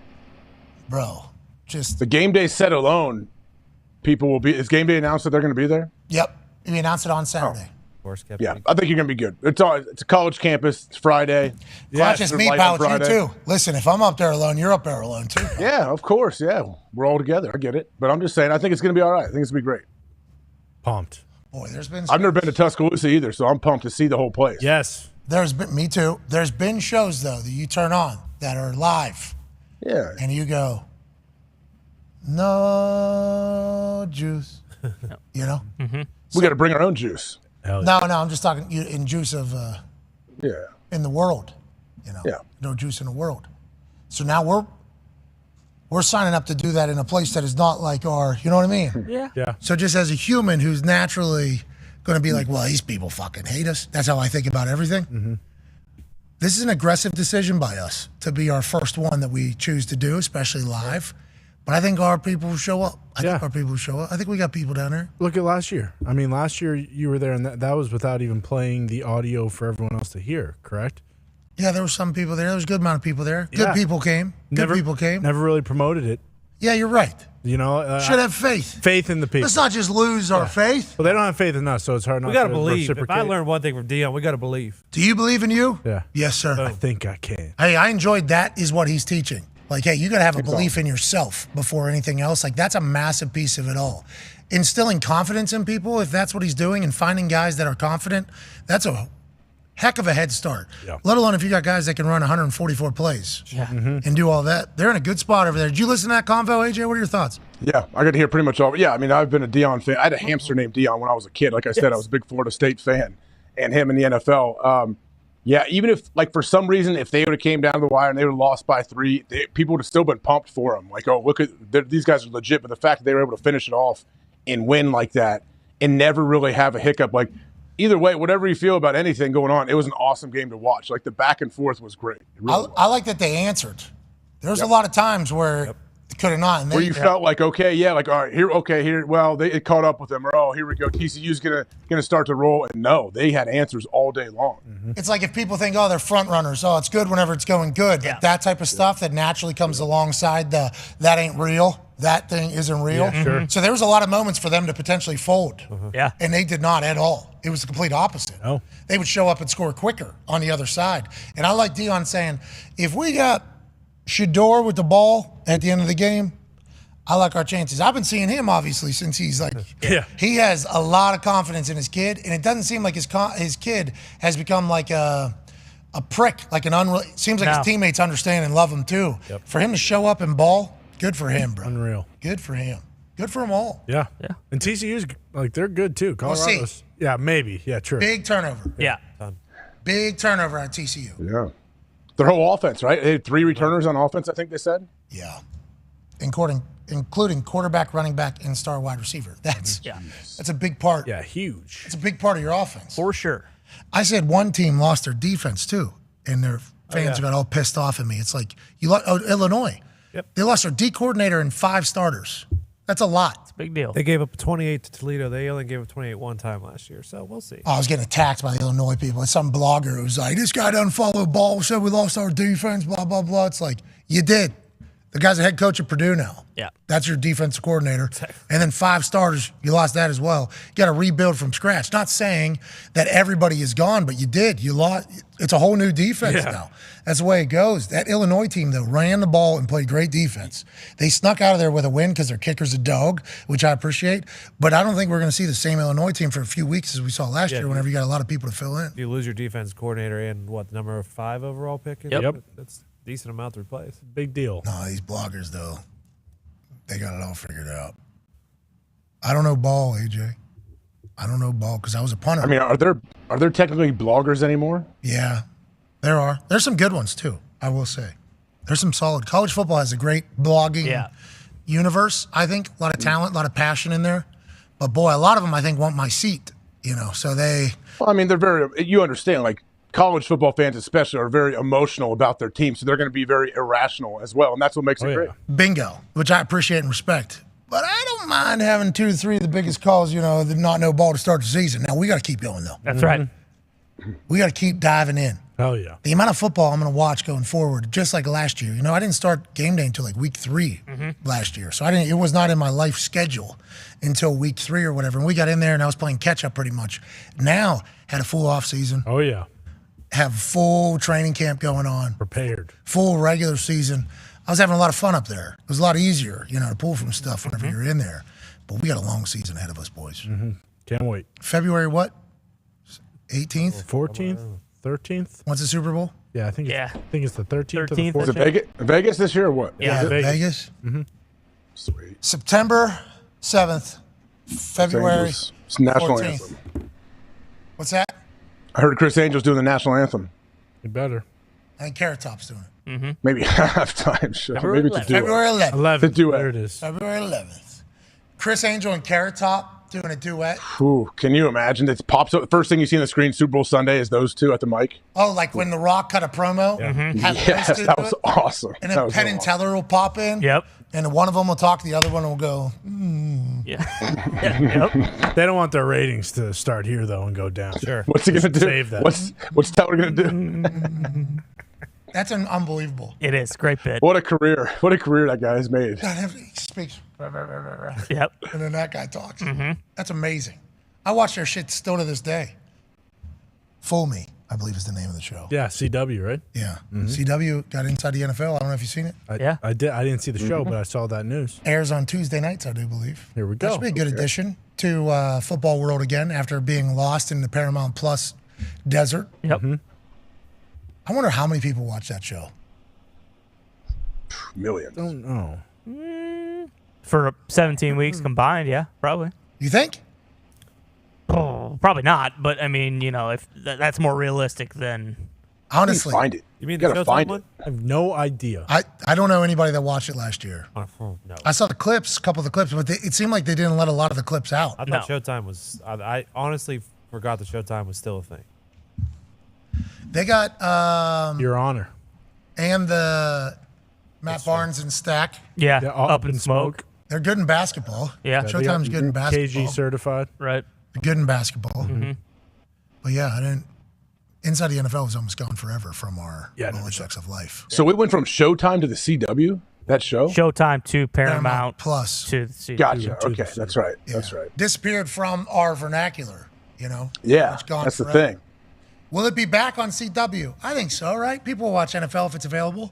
Yeah, people watch the CW with Liv. What happened with Spectrum? Live Crushes on CW. Yeah. At least CW is on a guide. If you're flipping through, you can see it. See it. Yeah, you can see inside the NFL if there's nothing else on Tuesday night. What happened with Spectrum? Something on Thursday night. Yeah, they Spectrum shut. and They were down. blacked out.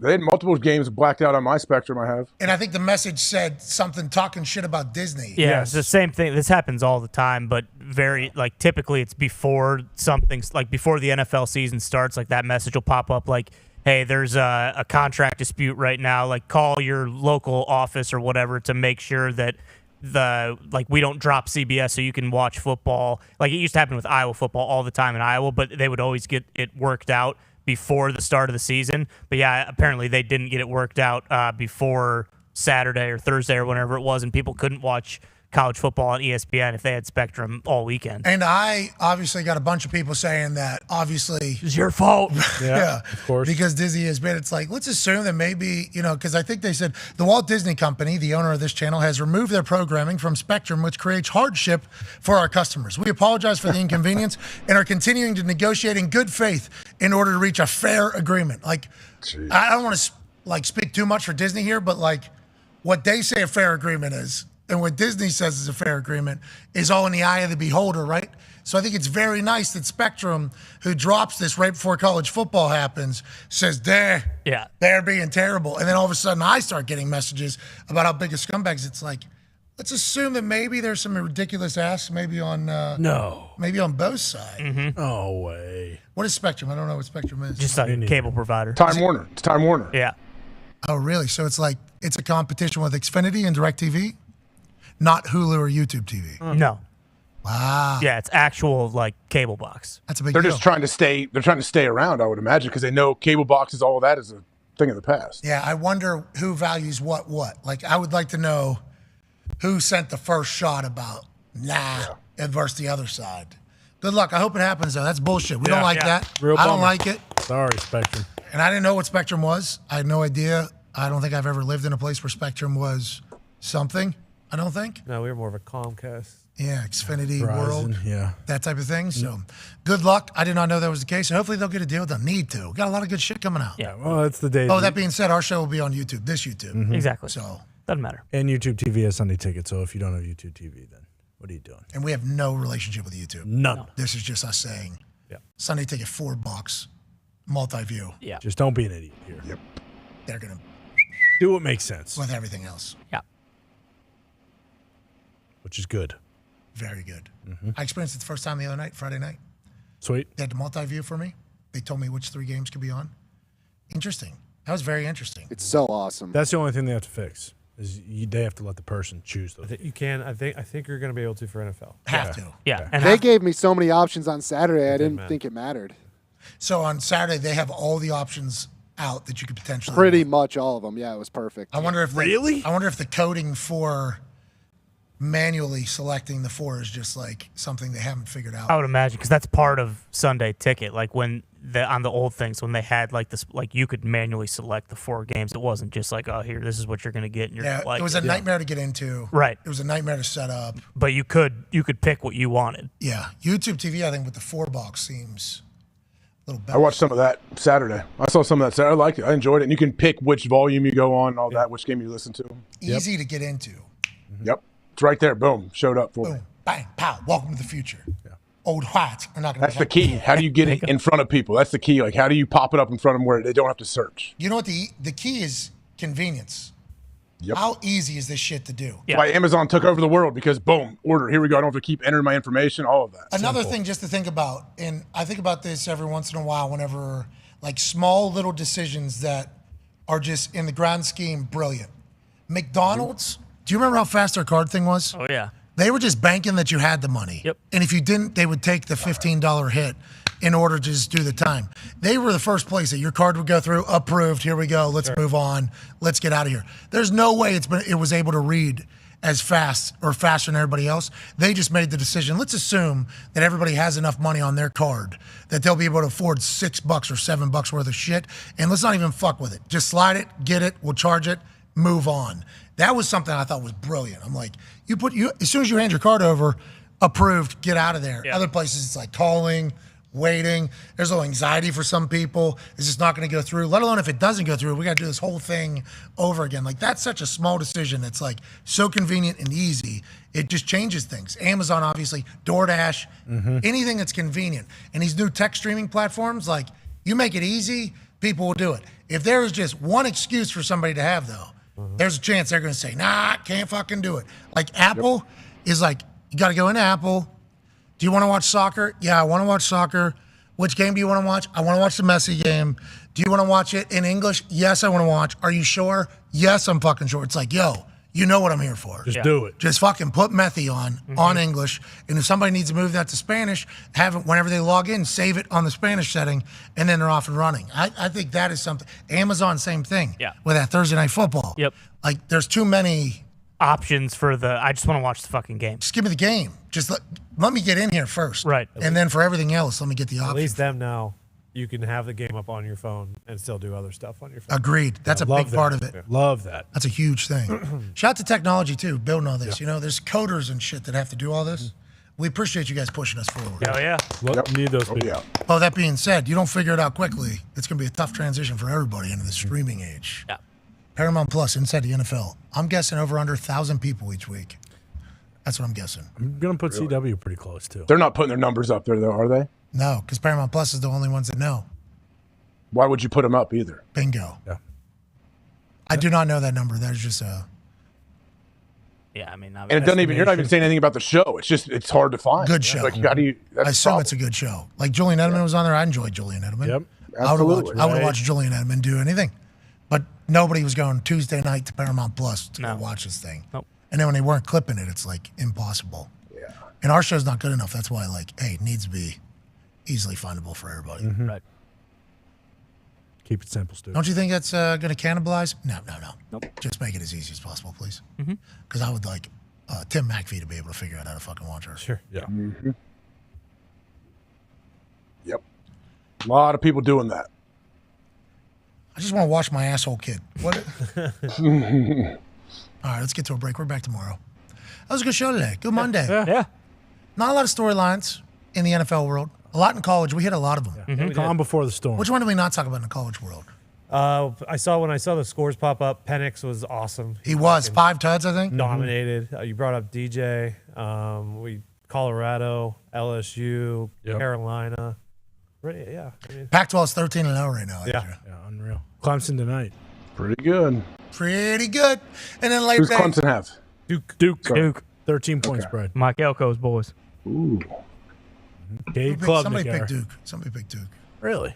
On the six. Stanford Steve. South Carolina. Also Rucker. Darius. Oh, that's right. Oh, yeah. I thank Darius Rucker for his decades of sing-alongs for me and the friends. Every group of friends I've ever been around enjoyed Hootie and then right into Darius. Hell yeah. So, buddy, I've been singing alongside your goddamn songs for a long time. I genuinely appreciate that. He's, oh, thank you. And he has that incredible voice. Yeah, velvety voice. And I was like, have you had that voice just since you popped out of the womb? He goes, yep. And I'm like, what a dream. Yeah, he's lucky. What a dream. Good for you. What a legend.